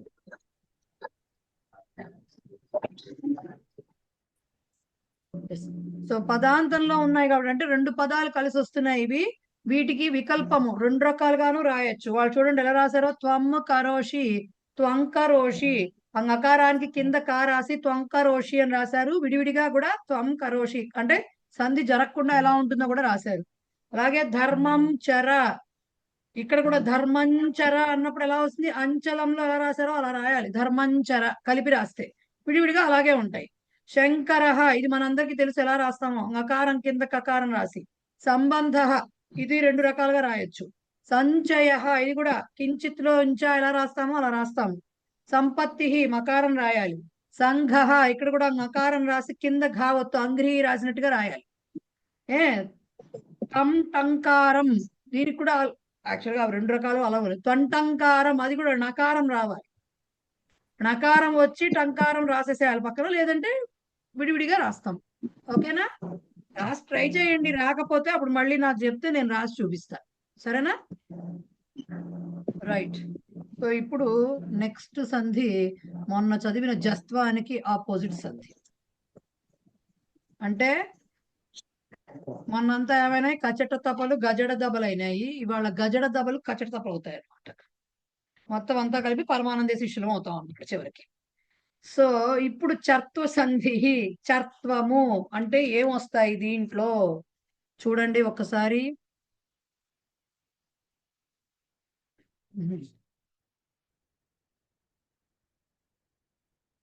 చర్త్వంలో ఏమొస్తాయి?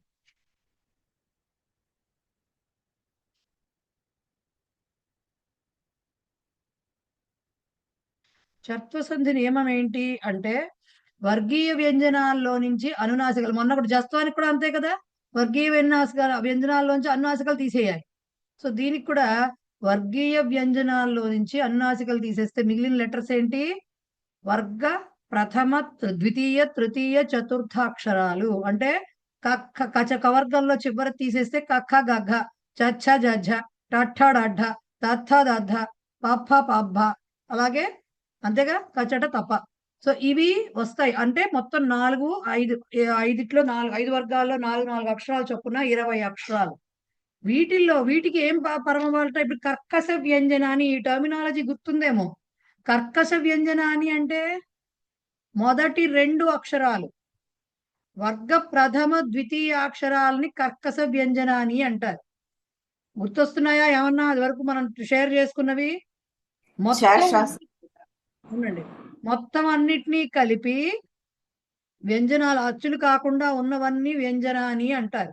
వాటిల్లో మళ్ళీ వర్గ ప్రథమ మొత్తం వర్గంలో కా చ ట త ప వర్గాల్లో ఉన్నటువంటి వ్యంజనాలు ఏవైతే ఉన్నాయో ఆ 25ని వర్గీయ వ్యంజనాన్ని అంటారు. మళ్ళీ వాటిల్లో కూడా వర్గ ప్రథమ ద్వితీయ అక్షరాలు అంటే కఖ చ టఠ తథ పఫ, వీటిని అంటే 5 రెళ్ళు 10 అక్షరాలు, వీటిని ఈ 10 హల్లుల్ని కర్కశ వ్యంజనాన్ని అంటారు. ఓకే, మిగిలినవి ఏవైతే ఉన్నాయో అంటే వర్గ తృతీయ చతుర్థ పంచమ అక్షరాలు అంటే గఘ జాఝాణి డాఢాణ దధాన వభామ, ఇవన్నీ ఉంటాయి. 5 3 చొప్పున 15 అక్షరాలు.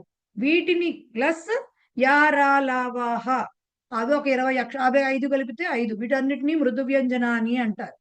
అలా కాకుండా వర్గంలో చివర పంచమాక్షరాలని అనుస్వారాలు అంటారు. ఈ టర్మినాలజీ ఎందుకు మనం స్లైడ్ పెట్టి చెప్పుకున్నామంటే ఇగో ఇలా వస్తాయి. వర్గీయ వ్యంజనాన్ని అంటే ఉన్న 25 వ్యంజనాల్లో నుంచి అనునాసికలు వర్గ పంచమాలు తీసేస్తే మిగిలినవి 20. వాటికి కర్కశ వ్యంజనాలు అంటే వర్గ ప్రథమ ద్వితీయ అక్షరాలు ఆర్ స ష స, వీటిల్లో ఏదో ఒకటి గనక యాడ్ అయితే అప్పుడు ఈ వర్గీయ వ్యంజనాల ప్లేస్ లో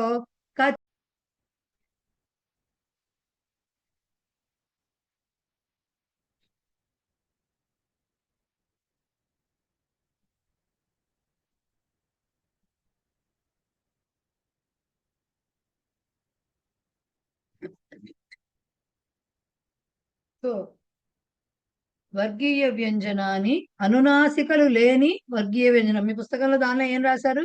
జ్ఞానామ ఇవి లేని వర్గ వ్యంజనములకు కర్కశ వ్యంజనములు అంటే అవి గాని కక్క చచ్చ టఠ తథ పఫ కానీ శ కానీ యాడ్ అయినప్పుడు వర్గంలో ఈ పూర్వ పదముల్లో ఉన్నటువంటి చివరి వ్యంజనం ఏదైతే ఉందో దాని ప్లేస్ లో అక్కడ ఏ వ్యంజనమైనా ఉండొచ్చు. దాని ప్లేస్ లో అంటే ఆ వర్గానికి చెందినట్టుగా ఉంటే కవర్గాక్షరం ఉంటే కా వస్తుంది, చవర్గాక్షరం ఉంటే చా వస్తుంది, టవర్గాక్షరం ఉంటే టా వస్తుంది, తవర్గాక్షరం ఉంటే తా, పవర్గాక్షరం ఉంటే పా, అంటే వర్గ ప్రథమ అక్షరాలు వస్తాయి అనేది చర్త్వ సంధి నియమము. ఎగ్జాంపుల్స్, ఇప్పుడు అనుష్టుబ్ ఛందః ఉంది. అనుష్టుబ్ ఛందః ఉంది. అనుష్టుబ్ అనేది బకారంతో ఎండ్ అవుతుంది. ఓకే, బకారంతోనే ఎండ్ అవుతుందా అండి, పకారం ఉండకూడదా అంటే మనకి ఎగ్జాంపుల్స్ లో అలా ఇచ్చారు కాబట్టి మనం వాళ్ళు చెప్తాం. అంటే బేసిక్ గా ఈ సంధులన్నీ ఏర్పడటానికి ఒక ఆర్డర్ ఉందన్నమాట. అవన్నీ మనకి చెప్పలేదు. దాంట్లో ముందు జస్త్వాలు వచ్చేస్తూ ఉంటాయి. జస్త్వం అది పక్కన పదం ఉండని లేకపోని దాంతో సంబంధం లేకుండా పదాంతంలో ఉన్న అక్షరం కూడా జస్త్వం అంటే గజడ దబల కింద మారిపోయేటట్టుగా ఉంటుంది అని మనం చెప్పా. ఏ తత్ అని ఉంటే ఏ తద్ రాసేస్తాము అని చెప్పాను నేను. సో అలాగా అనుష్టుబ్ ఛందః ఉంది. ఇప్పుడు వాళ్ళు ఏమన్నారు, ముందర వర్గీయ వ్యంజనాలు ఏవైనా ఉండొచ్చు అన్నారు, రైట్? వాటికి కర్కశ వ్యంజనాలు అంటే వర్గ ప్రథమ ఆర్ ద్వితీయ అక్షరాలు యాడ్ అవ్వాలి అన్నారు. సో 2 కండిషన్స్ వచ్చేసాయి. వచ్చినప్పుడు ఈ ఛందహ ఏమీ మారదు. ఈ బకారం ప్లేస్ లో ఏం చెప్తున్నారంటే, అంటే అక్కడ ఉన్నటువంటి వర్గీయ వ్యంజనం ప్లేస్ లో అది ఆ వ్యంజనం ఏ వర్గానికి చెందుతుందో, అంటే బా అనేది దేనికి చెందుతుంది, పవర్గానికి చెందుతుంది. సో పవర్గంలో ప్రథమాక్షరం ఏమిటి, పకారము. సో అనుష్టుబ్ కాస్త అనుష్టుప్ కింద మారి అనుష్టుప్ ఛందః అని చెప్పి పకారంతో ఇట్లా రాస్తాం కలిపి. రెండవది అస్మద్ పత్రం. అస్మత్ కూడా రాయొచ్చు, అస్మద్ రాయొచ్చు మామూలుగా. కానీ చెప్పాను కదా అస్మద్ పత్రం, దకారం ఉంది ఇక్కడ, అంటే తవర్గాక్షరం ఉంది. పత్రం అని కర్కశ వ్యంజనం ఉంది, వర్గ ప్రథమాక్షరం ఉంది ఇక్కడ.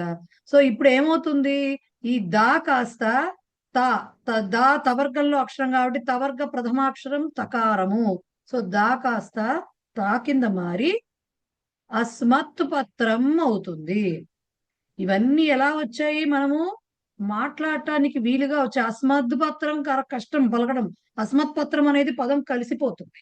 సో అందుకని ఇట్లాంటివన్నీ ఏర్పడ్డాయి, దానికి తగ్గట్టుగా సంధులు క్రియేషన్ అనేది జరిగింది. సో అస్మత్ పత్రం. ఏతాదృగ్ కీర్తి, ఏతాదృక్ అనొచ్చు, ఏతాదృగ్ అనొచ్చు. ఇదే మాటలు జస్త్వంలో తీసుకుంటున్నప్పుడు వేరే రకంగా తీసుకోవడానికి అవకాశం ఉంది. ఓకే, ఈ కకారంతో తకారంతో ఎండ్ అయ్యేట్టుగా. బట్ ఇక్కడ చత్వంలో ఏతాదృగ్ ఆల్రెడీ జస్త్వం జరిగి ఉంది, పక్కన ఉన్న మాట కర్కశ వ్యంజనంతో స్టార్ట్ అవుతోంది. అప్పుడు ఏమవుతోంది, ఈ గకారం కాస్త కవర్గాక్షరం కాబట్టి దాని వర్గంలోని ప్రథమాక్షరమైనటువంటి కకారంగా మారిపోయి ఏతాదృక్కీర్తి. కాక 2 కలిసిపోయి ద్విత్వం ఏర్పడడం సులభం, గా కా కలిసే కంటే కూడా. గకారము కకారము కలిసే కంటే 2 కకారాలు కలవటం అనేది ఈజీ మాట్లాడటం, ప్రొనౌన్స్ చేసేటప్పుడు. సో అలా ఏర్పడింది అనమాట. సద్ కీర్తి, సద్ కాస్త సత్ కింద మారుతుంది. ఎందుకు మారుతుంది, పక్కన కర్కశ వ్యంజనం వచ్చింది కాబట్టి సత్ కింద మారి సత్కీర్తి అండం తేలిక, సద్కీర్తి కష్టం. ఓకే, అదే మనం చుత్వ సంధిలో ఏం చేసాము, ఉద్దు తీసుకున్నాం, అక్కడ ఉత్తుంటే కష్టం పలకడం, సో ఉద్దు అవుతుంది అని చెప్పుకున్నాం. ఉద్దు ఎలా అయింది, దీనిలాగా అయింది, ముందు జస్త్వం అయ్యి ఉద్దు అయింది అది.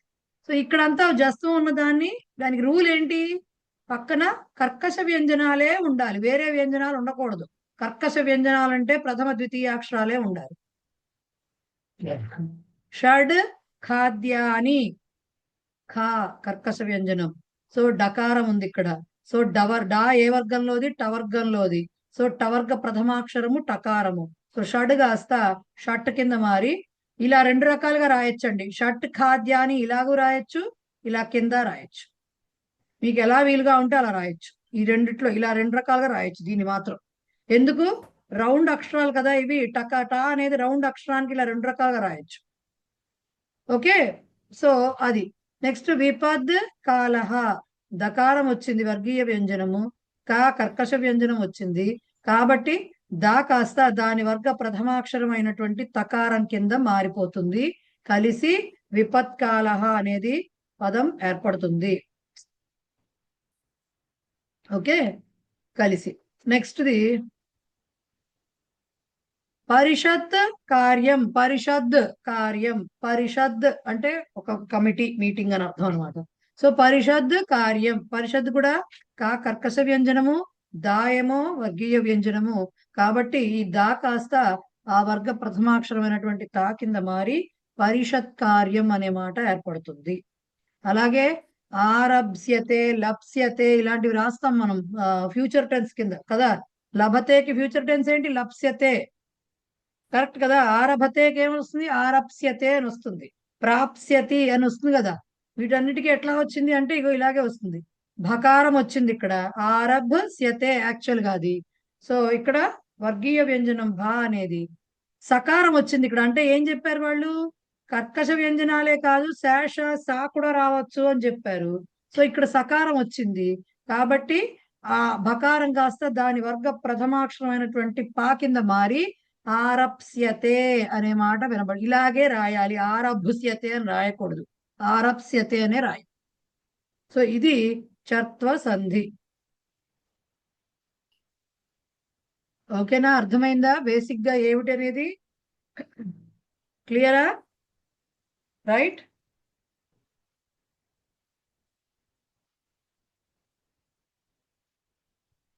మీకు ఇచ్చిన ఎగ్జాంపుల్స్ అన్ని దాంట్లోవి ఒకసారి వాక్యాలు చూడండి. అచ్చా, ఇవి కూడా చూడలేదుగా, పరసవర్ణం కూడా వాక్యాలు చూడలేదు. ఒకసారి చూడండి, రెండు చూసేద్దాం. సంధి చెప్పుకుంటూ వెళ్ళాను కానీ వాక్యాలు అర్థము చెప్పలేదు కదా వాటికి. సహా అధికాన్ అంకాన్ ప్రాప్తవాన్, అతడు ఎక్కువ మార్కులను పొందాడు. వత్సే దురభిమానం ముంచ, ముంచ అంటే ముంచ, ముంచ వదిలిపెట్టు. వత్స దురభిమానాన్ని వదిలిపెట్టు, ముంచ అంటే అది అర్థం. వినయ ఛాత్రస్య మండనం, మండనం అంటే అలంకార అని అర్థం, అలంకారము అని అర్థం. మండనం అంటే అలంకార. సో వినయము అనేది విద్యార్థికి అలంకారము, ఆభూషణము. ఆభూషణం కదా, అలంకారం అని చెప్పాలి. ఓకే. ఆనంద పరమం సుఖం, ఆనందం అనేదే అల్టిమేట్ సుఖము అని చెప్పడం అన్నాడు. పరమం సుఖం, అన్నిటినీ మించిన సుఖము. చోర దర్శనాత్ కంప ఉత్పన్న, దొంగను చూసేసరికి వణుకు పుట్టింది అంటామే, అదనమాట. కంప ఉత్పన్న. అహంకరోమి ఏతత్ కార్యం, ఇక్కడ అహంకరోమి అంటే అహంకరిస్తున్నాను అని కాదు, నేను చేస్తున్నాను ఈ పని. అహం కరోమి, అహం ఏతత్ కార్యం కరోమి వచ్చింది తిప్పలది. వక్రంచలతి సర్ప, వక్రంచలతి ఇది కూడా అంతే. సర్ప వక్రం అంటే వావు ఎలా తిన్నగాలదు కదా, మిలకలు మిలకలు తిరుగుతూ వెళ్తుంది. సో వంకరగా వెళ్తుంది. వక్రం సర్ప వక్రం చలతి అని చెప్పడం. వక్రం చలతి సర్ప. తండమరుం కహ వాదయతి, తండమరుం అంటే ఇదేదో మాట మనకు తెలియదు అనుకోకూడదు. తమ్ డమరుం, ఆ డమరుని ఎవరు వాయిస్తున్నారు. తమ్ డమరుం, ఆ డమరుని. మీరు విడిగా రాసినా తప్పలేదు, ఎందుకంటే ఇవి రెండు పదాలు. సో తమ్ డమరుం, వక్రం చలతి విడివిడిగా రాసినా తప్పులేదు.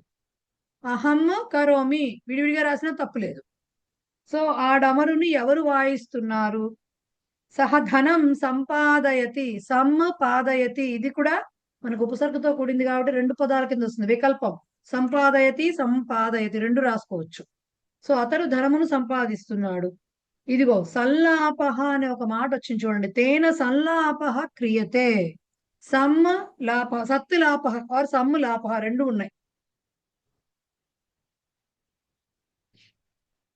సో యాక్చువల్గా సన్లాపహ ఇది మనం ఇందాక చెప్పాం కదా, అనుస్వార లకారము అనే దానికి ఎగ్జాంపుల్ అది. ఓకే. సో దీంట్లో మీకు అట్లాంటివి ఇంకేమన్నా వచ్చాయా అంటే రాలా. చెప్పాగా అనుస్వార లకారాలు, అనుస్వార వాటికి సంబంధించినవి చాలా తక్కువ ఉంటాయి. ఎక్కువగా ఇచ్చేది విద్వాన్ లెక్కతీనే ఇస్తారు. సల్లాపహ కానీ ఈ రెండే ఇస్తారు, అంతకుమించి వేరేవే ఇవ్వరు. సో అవి తేన సల్లాపం. సల్లాపములు అంటే ఏంటి? వార్తాలాపం అంటే అర్థం ఏంటి? మాట్లాడటం. అతను ఎంత చక్కగా మాట్లాడుతూ ఉన్నాడు అనమాట, వాళ్ళు కబుర్లు చెప్తున్నాడు అని అర్థం. ఓకే. సో అవి ఆ వాక్యాల అర్థాలు. ఇప్పుడు చర్త్వసంధి చూస్తే మీరు ఒకసారి వాక్యాలు చూడండి. ఒక్క నిమిషము, నాకు ఒక్క నిమిషం టైం ఇవ్వండి.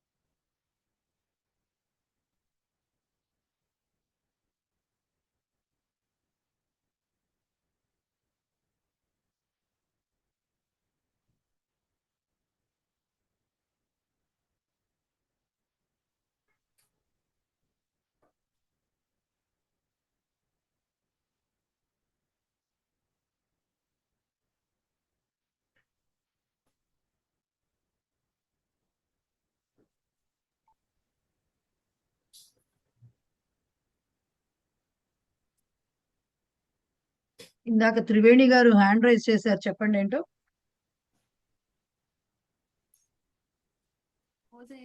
సత్యం వదకి కూడా పైన అర్ధచంద్రాకారం వస్తుందా? వినపడట్లేదండి. సత్యం వద, సత్యం వద. ఇప్పుడు దీనికి ఇక్కడ వా వచ్చింది కదా, అవి వచ్చినప్పుడు ఏమో మహోదయ ఒక్క నిమిషం ఆగండి సార్, ఆవిడ అడిగారు, మాట్లాడుతున్నాను, ఒక్క నిమిషం. సత్యం వద అన్నప్పుడు మీ డౌట్ ఏంటి ఇప్పుడు? సత్యం పైన అర్ధచంద్రకారం పెట్టొచ్చా అని. వా వా ఉంది వచ్చిందని కదా. చెప్తున్నారా? వా వచ్చిందని చెప్తున్నారు కదా అనే. ఆ, రాయొచ్చా? యాక్చువల్ గా అయితే అది ఒకటే, అంటే సత్యం వద మామూలుగా నిబంధన ప్రకారం అయితే రాయొచ్చు, కానీ అలా ఎక్కడ రాయరు యూజువల్ గా. సత్యం వదకి మీరు అన్నది కరెక్ట్ పాయింట్. ఎందుకంటే మనకి సంధి పుస్తకంలో ఇచ్చిన దాంట్లో కూడా సంవత్సరం, ఇందాక మనం చెప్పుకున్నాం కదా, సంవత్సర కూడా మీకు సమ్ పెట్టి వత్సరహ రాసినప్పుడు అనుస్వారంతో ఎండ్ అవడమే కదా అది. సో రెండు రకాలుగా రాయొచ్చు. అంటే ఇవి ఇవి ఎలాంటి ప్రాక్టీస్లు ఉంటాయంటే రెగ్యులర్ ప్రాక్టీస్ లో ఎవరు రాయరు ఇవి. ఆ అనుస్వార వకారాలు, అనుస్వార లకారాలు, అవి ఎవరు, సంయమం అనే మాట విన్నారా మీరు? సంయమం, ఆత్మ సంయమం అంటారు కదా. దాంట్లో కూడా మనం మామూలుగా డాట్ పెట్టి యమహ అని రాసేస్తాం, సంయమహ అని రాసేస్తాం. అక్కడ కూడా ఇందాక అనుస్వార లకారానికి ఎగ్జాంపుల్ గుర్తు రావట్లేదు అన్నా కదా నేను, సంయమహ ఆ అనుస్వార యకారానికి అక్కడ కూడా అలా రాస్తారు. కానీ మనం ఎక్కడ మనం రాయం కదా. అంటే కొంచెం ప్రౌఢ శైలిలో కానీ వేదాల్లో వచ్చేటప్పుడు కానీ అలాంటివి కనపడుతూ ఉంటాయట యూజువల్ గా. విద్వాన్ లిఖతి ఇలాంటివి కూడా మనం తొందరగా విద్వాన్ లిఖతి అని రాయం, విద్వాన్ లిఖతి సెపరేట్ గానే రాస్తాం. సో రాయొచ్చు, యాక్చువల్ గా అయితే రాయొచ్చు. ఎందుకంటే ఆ యకార వకార లకారాలకు 5 ఉంది. పక్కన వకారం వచ్చిందంటే ఉంది. సంవత్సర ఎలా అయితే 2 రకాలుగా రాయొచ్చు, సత్యం వద అయినా కూడా అప్పుడు రాయొచ్చు 2 రకాలుగా. బట్ ఎక్కడ రాయం, కనిపించదు, అందుకని మనం రైట్. ఇప్పుడు అందుకనే చూడ్డానికే వెళ్ళా, సంయమహాకి ఎట్లా రాస్తారు ఏంటో మా గుర్తుకు రాలేదని పుస్తకం తెచ్చుకుందామని వెళ్ళాను యాక్చువల్ గా. సో సమ్ లాపహ, మీరు కరెక్ట్ గా ఈ 3 ఎగ్జాంపుల్స్ సంలాపహ ఇచ్చారు కాబట్టి మీకు కావాలంటే ఈ చిన్న చిన్న మాటలే కాబట్టి సంధి పుస్తకంలో చూడొచ్చు. క్లియర్ గా ఇచ్చారు ఎలా మారుతుంది అది. సమ్ వచ్చినప్పుడు, సమ్ వత్సరహ వచ్చినప్పుడు ఆ సా పైన ఉన్నటువంటి అనుస్వారం కాస్త వా రాసి వాకి హలంతం ఇస్తాము. హలంతం ఇచ్చి పైన చంద్రబిందు పెడతాం. దట్ ఈస్ కాల్డ్ అనుస్వార వకార. ఓకే, అనుస్వార వకార. సో అందుకని అలాగే అనుస్వార యకార, అనుస్వార లకార. సో సంలాపహ అని వచ్చినప్పుడు ఏమవుతుందంటే అనుస్వారం పోయి ఆ లా ప్లేస్ లో మనకి అనుస్వారం ప్లేస్ లో లాపహ లాపహనే ఉంటుంది, సా కింద ఉంటుంది. అనుస్వారం ప్లేస్ లో అనుస్వార లకారం వస్తుంది. అంటే లా కింద హలంతము, పైన చంద్రబిందు ఇలా వస్తుంది. సో మీ పుస్తకంలో ఇచ్చారు దీని కింద కరెక్ట్ గా వాటిని అనుస్వార వకార యకార లకారాలు అంటారు. వాటిని అవి వస్తాయి. బట్ మనకి ఇక్కడ ఒకటే ఎగ్జాంపుల్ ఇచ్చారు కాబట్టి 2 ఇచ్చారు, సంలాపహ ఒకటిను, విద్వాన్ లిఖతి ఒకటిను. అది ఎలా పలకాలి అంటే విద్వాన్ అన్నట్టుగా పలకూడదు, బట్ ముక్కుతో పలుకుతుండాలి. విద్వాన్ లిఖతి అన్నట్టుగా వెనకాల నుంచి ఆ అనునాసిక సౌండ్ వినపడుతూ ఉండాలి. సంలాపహ అన్నప్పుడు కూడా వెనకాల నకారం లాంటిది వినపడుతూ ఉండాలి. Right, okay. చర్త్వసంధి వాక్యాలు చూడండి ఒక్కసారి. రామాయణం అనుష్టుప్ ఛందసా రచితం అస్తి. రామాయణం అనుష్టుప్ అనేది ఒక ఛందస్సు పేరు. ఛందస్సుతో వ్రాయబడి ఉన్నది. అస్మత్ పత్రం భవతా ప్రాప్తం నను, అస్మత్ పత్రం నా లేఖ ఉత్తరము నీ చేత పొందబడినది కదా. ఓకే. ఏతాదృక్ కర్మ కిమర్థం కృతం, ఇటువంటి పని ఎందుకు చేయబడింది? ఏతాదృక్ కర్మ, ఇక్కడ దీంట్లో అస్మత్ పత్రం, ఏతాదృక్ కర్మ, సత్కీర్తి ఇవన్నీ సమస్త పదాల కింద వస్తాయి. ఏతాదృక్ కర్మ ఇవన్నీ అంటే అవి మనకి, అందుకని ఏతాదృగ్ అనే మాట వస్తుంది అక్కడ. ఏతాదృశం కర్మ అంటాం మనం మామూలుగా, అనకుండా ఏతాదృగ్ అంటున్నాం అక్కడ. సో ఇవి కొంచెం చిన్న చిన్న మాటలు. సత్కీర్తి సంపాదనీయా సర్వైః, అందరి చేత సత్కీర్తి సంపాదింపబడాలి. ఓకే. మాత్రా షట్ఖాద్యాని కృతాని అద్య, తల్లి చేత ఈ రోజు 6 ఖాద్యములు అంటే తినే పదార్థములు చేయబడినవి, తినుబండారములు చేయబడినవి.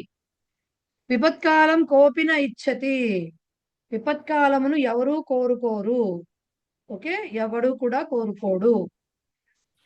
పరిషత్ కార్యం మయా కృతం, ఏదో సంబంధించిన కమిటీ వర్క్ ఏదో ఉంటుంది, అది నా చేత చేయబడింది. ఓకే, అది దానికి అర్థాలు. మనం అవి విడదీసుకుని చూసుకున్నాము ఎట్లా వస్తాయి అనేది.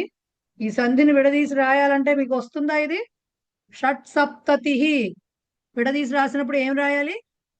షడ్ ప్లస్ సప్తతి. షడ్ షడ్ షడ్ షడ్ ప్లస్ సప్తతి షడ్ పక్కనే ప్లస్ సప్తతి. ఉత్తర పదం అలాగే ఉంటుంది, సప్తతి అని. షడ్ అని రాస్తే సరిపోతుంది. ఋత్విక్ ప్రముఖ కావున్న ప్లేస్ లో గా రాయాలి. కావున్న ప్లేస్ లో గా రాసి మధులిట్ పిబతి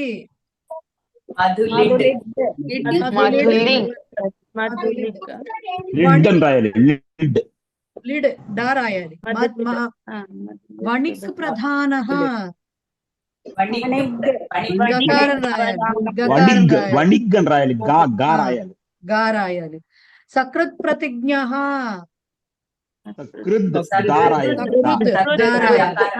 దకారం రాయాలి. సకృత్ పతత్పర్ణం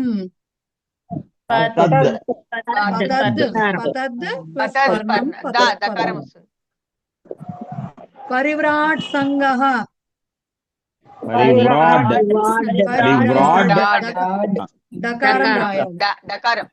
డకారం రాయాలి. ఇక్కడ ఆరభ్యతే కింద ఆరభ్యతే చెప్పుకున్నాం మనం అలా ఎలా రాయాలనేది. ఇప్పుడు దకారాలే వచ్చాడు అన్ని, ఒక చోటే డకారం ఇచ్చారు. అన్నిటికీ దకారం రాసేసి మిగతా పదం రాసేయడమే. అంటే భూభృత్పతి తకారం రాయాలి. తద్ పార్శ్వం తత్పార్శ్వం. ఓకే. ఉత్కర్ణ శరత్కాల. ఓకే. షడ్కర్మాణి స్వపత్పుత్ర కలిపి రటత్కాక. ఓకే. సో అర్థమైంది కదా ఇప్పుడు?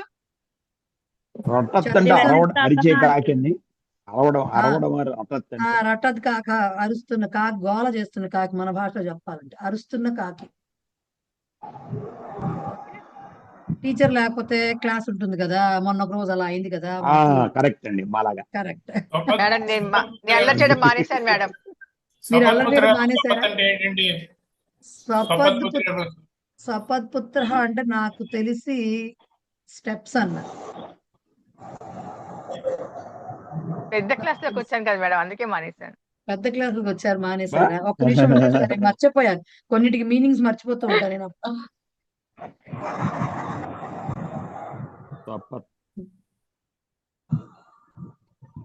ఒక నిమిషం ఉండండి, నేను ఏదో రాశాను, ఎక్కడ రాశాను, అది చెరిగిపోయిందో ఏమిటో కనపడట్లేదు, మర్చిపోయా కొన్నిటికి. ఇదిగో ఇలాగే ఉంటాయి, కొన్ని మర్చిపోతూ ఉంటాం, మళ్ళీ వెతుక్కుంటూ ఉంటాం. పరివ్రాట్ సంఘ అంటే సంఘాన్ని వదిలేని వాళ్ళ పెద్దవాళ్ళు. ఒక్క నిమిషం సార్, ఒక్క నిమిషం చెప్తాను సార్.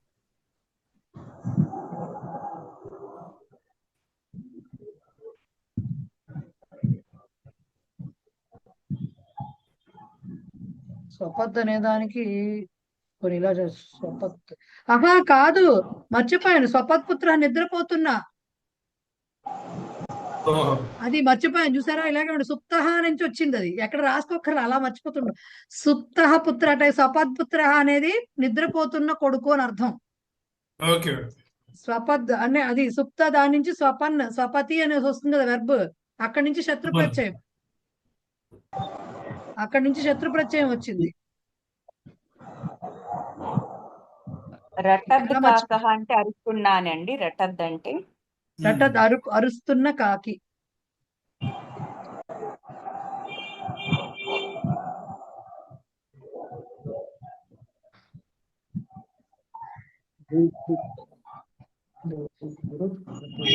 స్వపత్ అంటే టు స్లీప్ అని ఉంది మేడం. స్వపత్ టు స్లీప్. అదే సార్ స్వపత్.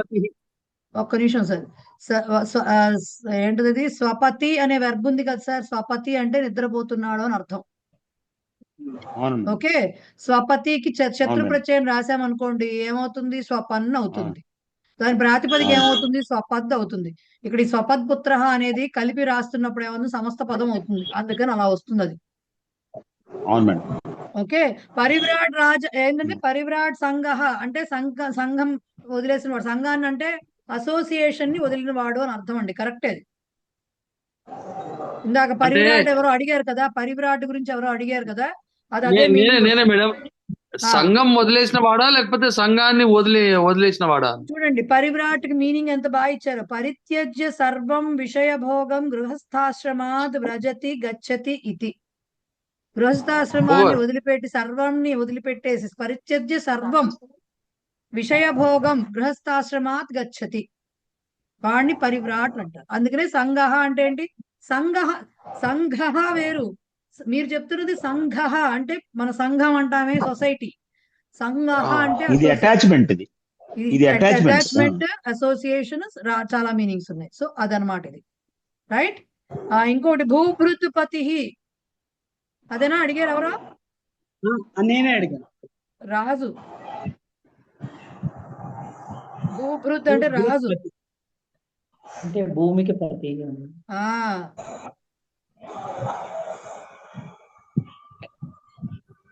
స్వపన్, స్వపంతి, స్వపత్ మూడు ఉన్నాయి. భూభృత్ అంటే మొత్తం, అంటే అలా నిలబడి ఉన్నటువంటి కరెక్ట్ గా ఉన్నటువంటి మొత్తం. రెండు అర్థాలు ఉన్నాయి మళ్ళీ దానికి కూడా. కొండ అనే అర్థం కూడా ఉంది. భూభృత్ అంటే భూమిని భరిస్తూ ఉండేదని, భూమిని అలా ఉంటుందని చెప్పి, నిలబెట్టి ఉంచేదని చెప్పి, సస్టైన్ చేసేదాన్ని కూడా అలా అంటారు. సో భూభృత్ అనే దాన్ని రాజు కిందకి వచ్చేయచ్చు, లేకపోతే ఇక్కడ పతి అని మళ్ళీ పక్కన ఇచ్చారు కాబట్టి మౌంటైన్, పర్వతరాజు అని కూడా అనుకోవచ్చు. రైట్. ఎస్. నిత్య భవానీ గారు మీరు చెప్పండి మేడం, అన్మ్యూట్ చేసి అడగండి, ఏదో అడుగుతున్నారు మేడం. దీని గురించి మీరు ఎక్సర్సైజ్ ఒక్క నిమిషం ఉండండి భవానీ గారు, నేను అందరినీ మ్యూట్ చేస్తాను. ఎవరు మ్యూట్ చేసుకోరు, ఒకసారి అన్మ్యూట్ అయ్యాక.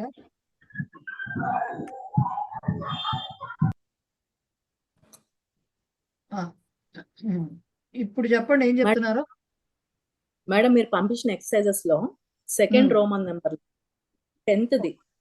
ఒక్క నిమిషం నన్ను తీయండి. నేను పంపిన ఎక్సర్సైజ్ లో okay, second Roman 10th, second దాంట్లో 10th. భక్తాః శ్లోకం వదంతః దేవం నమస్కృతవంతః, అదేనా? భక్తా శ్లోకం ఉక్తవంతః దేవం నమస్కృతవంతః అని ఇచ్చారు.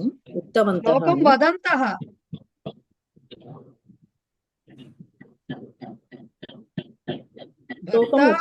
శ్లోకం వదంతః. వదంతః ఆన్సర్ మేడం, అది వదంతః ఆన్సర్ మేడం. ఉక్తవంతః ఇచ్చారు, వదంతః రాయాలి మేము. నేను ఆన్సర్ ఉత్తరాన్ని తీసానా? Okay okay. మీరు ఉక్తవంతః ఇచ్చారు కానీ మీరు వదంతః రాయాలి. Okay correct. భక్తాః నేను చెప్పండి. శ్లోకం ఉక్తవంతః ఇచ్చారు కదా, అవును. రాయొచ్చా? బ్రువంతః అని కూడా రాయొచ్చు. ఏమని రాస్తారు? ఉదంతఃనా? కాదు మేడం, బ్రువంతః, బ్రూదాత్, బ్రువంతః రాయొచ్చు. బ్రువంతః అని కూడా రాయొచ్చు. అలాగే 11th మేడం దృష్టవంతః, దానికి ఆన్సర్ పశ్యంతః అని ఇచ్చారు.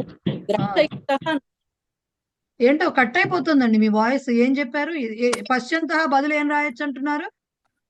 ద్రక్ష్యంతః. ద్రక్ష్యంతః రాయలేరు.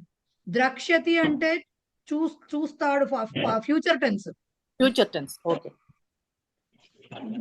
పశ్యంత ఇప్పుడు మీకు ఇంకోటి ఈక్షతే అని ఉంది, కానీ దానికి సంబంధించిన ప్రత్యయం నేను చెప్పలేరు కాబట్టి ఇక్కడ శత్రు ప్రత్యయమే రాయాలి కాబట్టి పశ్యంతః అనే రాయాలి. Okay madam, thank you. Okay right. So అయిపోయిందండి. థర్డ్ లెసన్ కూడా మీకు కంప్లీట్ అయ్యింది. ఓకేనా? పడుకున్నాడా? ఎవరైనా మాట్లాడదలుచుకుంటే, ఒక్కొక్కసారి నా పేషెన్స్ పోతూ ఉంటుంది, ఏమనుకోకండి. బట్ ఎవరైనా మీరు పక్కన కానీ ఎవరితోనో మాట్లాడదలుచుకుంటే మిమ్మల్ని మీరు మ్యూట్ లో ఉన్నారో లేదో ఒకసారి చెక్ చేసుకుని మాట్లాడండి ప్లీజ్.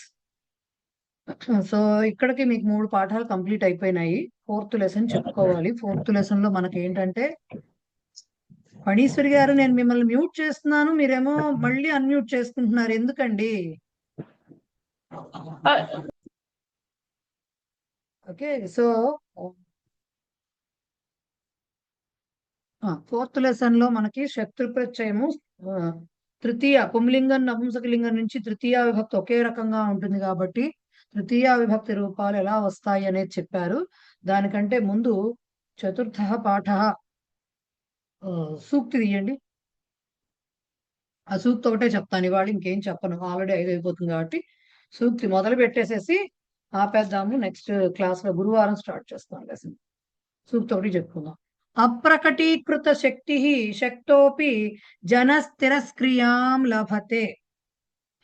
అప్రకటీకృత శక్తి శక్తోపి జనస్థిరస్క్రియాం లభతే. అప్రకటీకృత శక్తి శక్తః అపి జనః తిరస్క్రియాం తిరస్క్రియాం లభతే. జనస్థిరస్క్రియాం సకారం వచ్చింది, జనః తిరస్క్రియాం లభతే. ఏం చెప్తున్నారు? అప్రకటీకృత శక్తి శక్తః అపి జనః తిరస్క్రియాం లభతే. ఇది దానికి అర్థం. శక్తః అపి జనః, కేపబిలిటీ ఉన్నవాడు అంటే సమర్థుడైన జనుడైనను, సమర్థుడైన మనిషి అయినా కూడా అప్రకటీకృత శక్తి తనకి ఉన్న సామర్థ్యాన్ని ప్రకటించని వాడైతే, అప్రకటీకృత అన్నారు, ప్రకటీకృత అనలేదు కదా. సో తనకున్న సామర్థ్యాన్ని గనక తెలియజేయని వాడైతే, ప్రకటించని వాడైతే వాడు తిరస్క్రియాం లభతే, తిరస్కారాన్ని పొందుతాట. అంటే ఎట్లా అర్థం చేసుకోవాలి? తిరస్కారాన్ని పొందడం అంటే వాడిని ఎవరు పట్టించుకోరు. ఓ పని ఉంటుంది, చెయ్యడం ఎవరికో కొంతమందికి వస్తుంది, కొంతమందికి రాకపోవచ్చు. వచ్చిన వాడు చెయ్యలేదనుకోండి, వచ్చిన వాడు నాకు వచ్చని చెప్పలేదనుకోండి, నేను ఎవడికి రాదు, వాడికి వచ్చు, వాడు వచ్చిన వాడు నాకు వచ్చని చెప్పలేదనుకోండి, ఆ పని జరగదు. ఒకవేళ తర్వాత ఎవరికైనా తెలిసింది అనుకోండి, వీడికి చేయడం వచ్చు అయినా కూడా వీడు చేయలేదు అంటే అది ఎలా ఉంటుంది? అసలు అవతల వాళ్ళకి ఆ పని జరగదు. అంటే వాడికి సామర్థ్యం ఉన్నా నేను చేస్తాను అని ముందుకు రాలేదన్నమాట ఆ పని చేయటానికి. నాకు వచ్చు, నాకు శక్తి ఉంది చేయడానికి, నేను సమర్థుడి నేను అని చెప్పలేదు.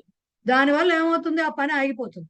ఈ విషయం తర్వాత వాడికి వాళ్ళు ఎవరికైనా తెలిసింది అనుకోండి, ఉన్న వాళ్ళకి, అరే వీడికి తెలిసి కూడా చెప్పలేదని వాడిని అందరూ కూడా నిర్లక్ష్యం, ఇంకా వాడిని తర్వాత అప్పుడు వాడిని పట్టించుకో. గొప్పలు చెప్పుకోమని చెప్పట్లేదు, బట్ నీకు నిజంగా సామర్థ్యం ఉంటే మాత్రం ఆ సామర్థ్యాన్ని కరెక్ట్ గా ఉపయోగించుకోవాలి. సో అలా ఉపయోగించినప్పుడు ఏమవుతుందంటే అట్లాంటి మనిషి నిర్లక్ష్యానికి గురవుతాడు అనేది ఆ సూక్తి యొక్క అర్థము. ఇక్కడికి వాటి క్లాసు ఆపేస్తున్నాను. నెక్స్ట్ గురువారం క్లాస్ లో మనము 4th లెసన్ స్టార్ట్ చేస్తాం. మీరు ఏం చూసుకుని రావాలి వచ్చేటప్పుడు? ఒకవేళ భవత్ శబ్దాలు ఇదివరకు పంపించుకున్నాం మనం. భవత్ శబ్దంలో భవతా, భవద్భ్యాం, భవద్భిః అని వస్తుంది కదా తృతీయ విభక్తి. ఈ శత్రు రూపాలన్నిటికీ అట్లాగే వస్తుంది తృతీయ విభక్తి, పుంలింగ నపుంసక లింగాలకి. సో అలాగే వస్తుంది కాబట్టి అవి ఒక్కసారి కావాలంటే 2 సార్లు చూసుకుని వస్తే మనం ఇక్కడ చదువుకుందాం. సరేనా? ఎస్ మల్లీశ్వరి చెప్పండి మేడం. ఓం రాస్తాం కదా, పైన అర్ధచంద్రాకారం పెడతాం కదా, ఆ అర్ధచంద్రాకారం ఇందాక మీరు చెప్తే సంధిలో అలా వస్తుంది, అది తెలియదు, వస్తుందా? అట్లా తెలియదు మనకి. ఆ అర్ధచంద్రాకారం జస్ట్ రిజంబులెన్స్ ఫర్ మకారం. ఓం అంటే యాక్చువల్ గా ఓం అని అనకూడదు అంటారు. ఆ ఓం అన్నట్టుగా అకారం నుంచి వస్తుంటగా ఆ ఊ మా అంటారు కదా. అకారానికి సంబంధించింది ఇది, ఉకారానికి సంబంధించింది మాత్ర, ఆ మకారానికి సంబంధించింది చంద్రబిందు అంటారు. అక్కడ సంధే ప్రతిదీ కలవాలని రూల్ లేదు కదా, అది ఒకటే అక్షరం. అదే దాన్ని పలకడంలో ఏమైనా తేడా ఉంటుందా అంటే ప్రొనౌన్సియేషన్ కోసం అడిగారు. అంటారు, ఎందుకంటే ఓం అని మనం మామూలుగా ఓ రాస్తాం, ఓతో స్టార్ట్ చేస్తాము. కాదు ఓం అన్నట్టుగా చెప్పాలి, ఆ వస్తూ ఊ వస్తూ మకారం అలాగా ప్రొనౌన్స్ చేయాలి అంటారు. అందుకని మనకు తెలియదు, అది గొప్ప పెద్దవాళ్ళు చెప్పాలి మనం. రైట్? ఎస్ మహోదయ, సంజయ రాసినప్పుడు పైన చుక్కబెట్టి రాయొచ్చు అండి, సా పైన రాయొచ్చు, ఎందుకంటే వికల్పం అంటే సంజయ అనేది ఇందాక ఇందాక మనం రాసాం కదా వికల్పం అహం కరోమి లాగా, అది వికల్పంగా వస్తుంది కాబట్టి రాయొచ్చు. అలాగూ రాయొచ్చు, ఇలాగూ రాయొచ్చు. ఇది కూడా అంతే కదా, వ్యంజనము అట్లానే రాయొచ్చుగా మరి. రాయొచ్చు కానీ యూజువల్ గా మనకి దీనిలో రాసేస్తారండి. వ్యంజనం అంటే మనకి ఇది రాస్తారు, అంటే ణికారం రాస్తారు. ఈ ప్రాక్టీస్ అండి. ఉండడానికి వికల్పం ఉంటుంది కానీ మామూలుగా కొన్ని పదాలు కలిపి రాసేటప్పుడు ఒకటే పదం కింద ట్రీట్ అయిపోతున్నప్పుడు ఈ అనునాసికలు రాస్తారు. ధన్యవాదాలు. రైట్. శ్రీనివాస్ గారు ఏదో చెప్దాం అనుకుంటున్నారు.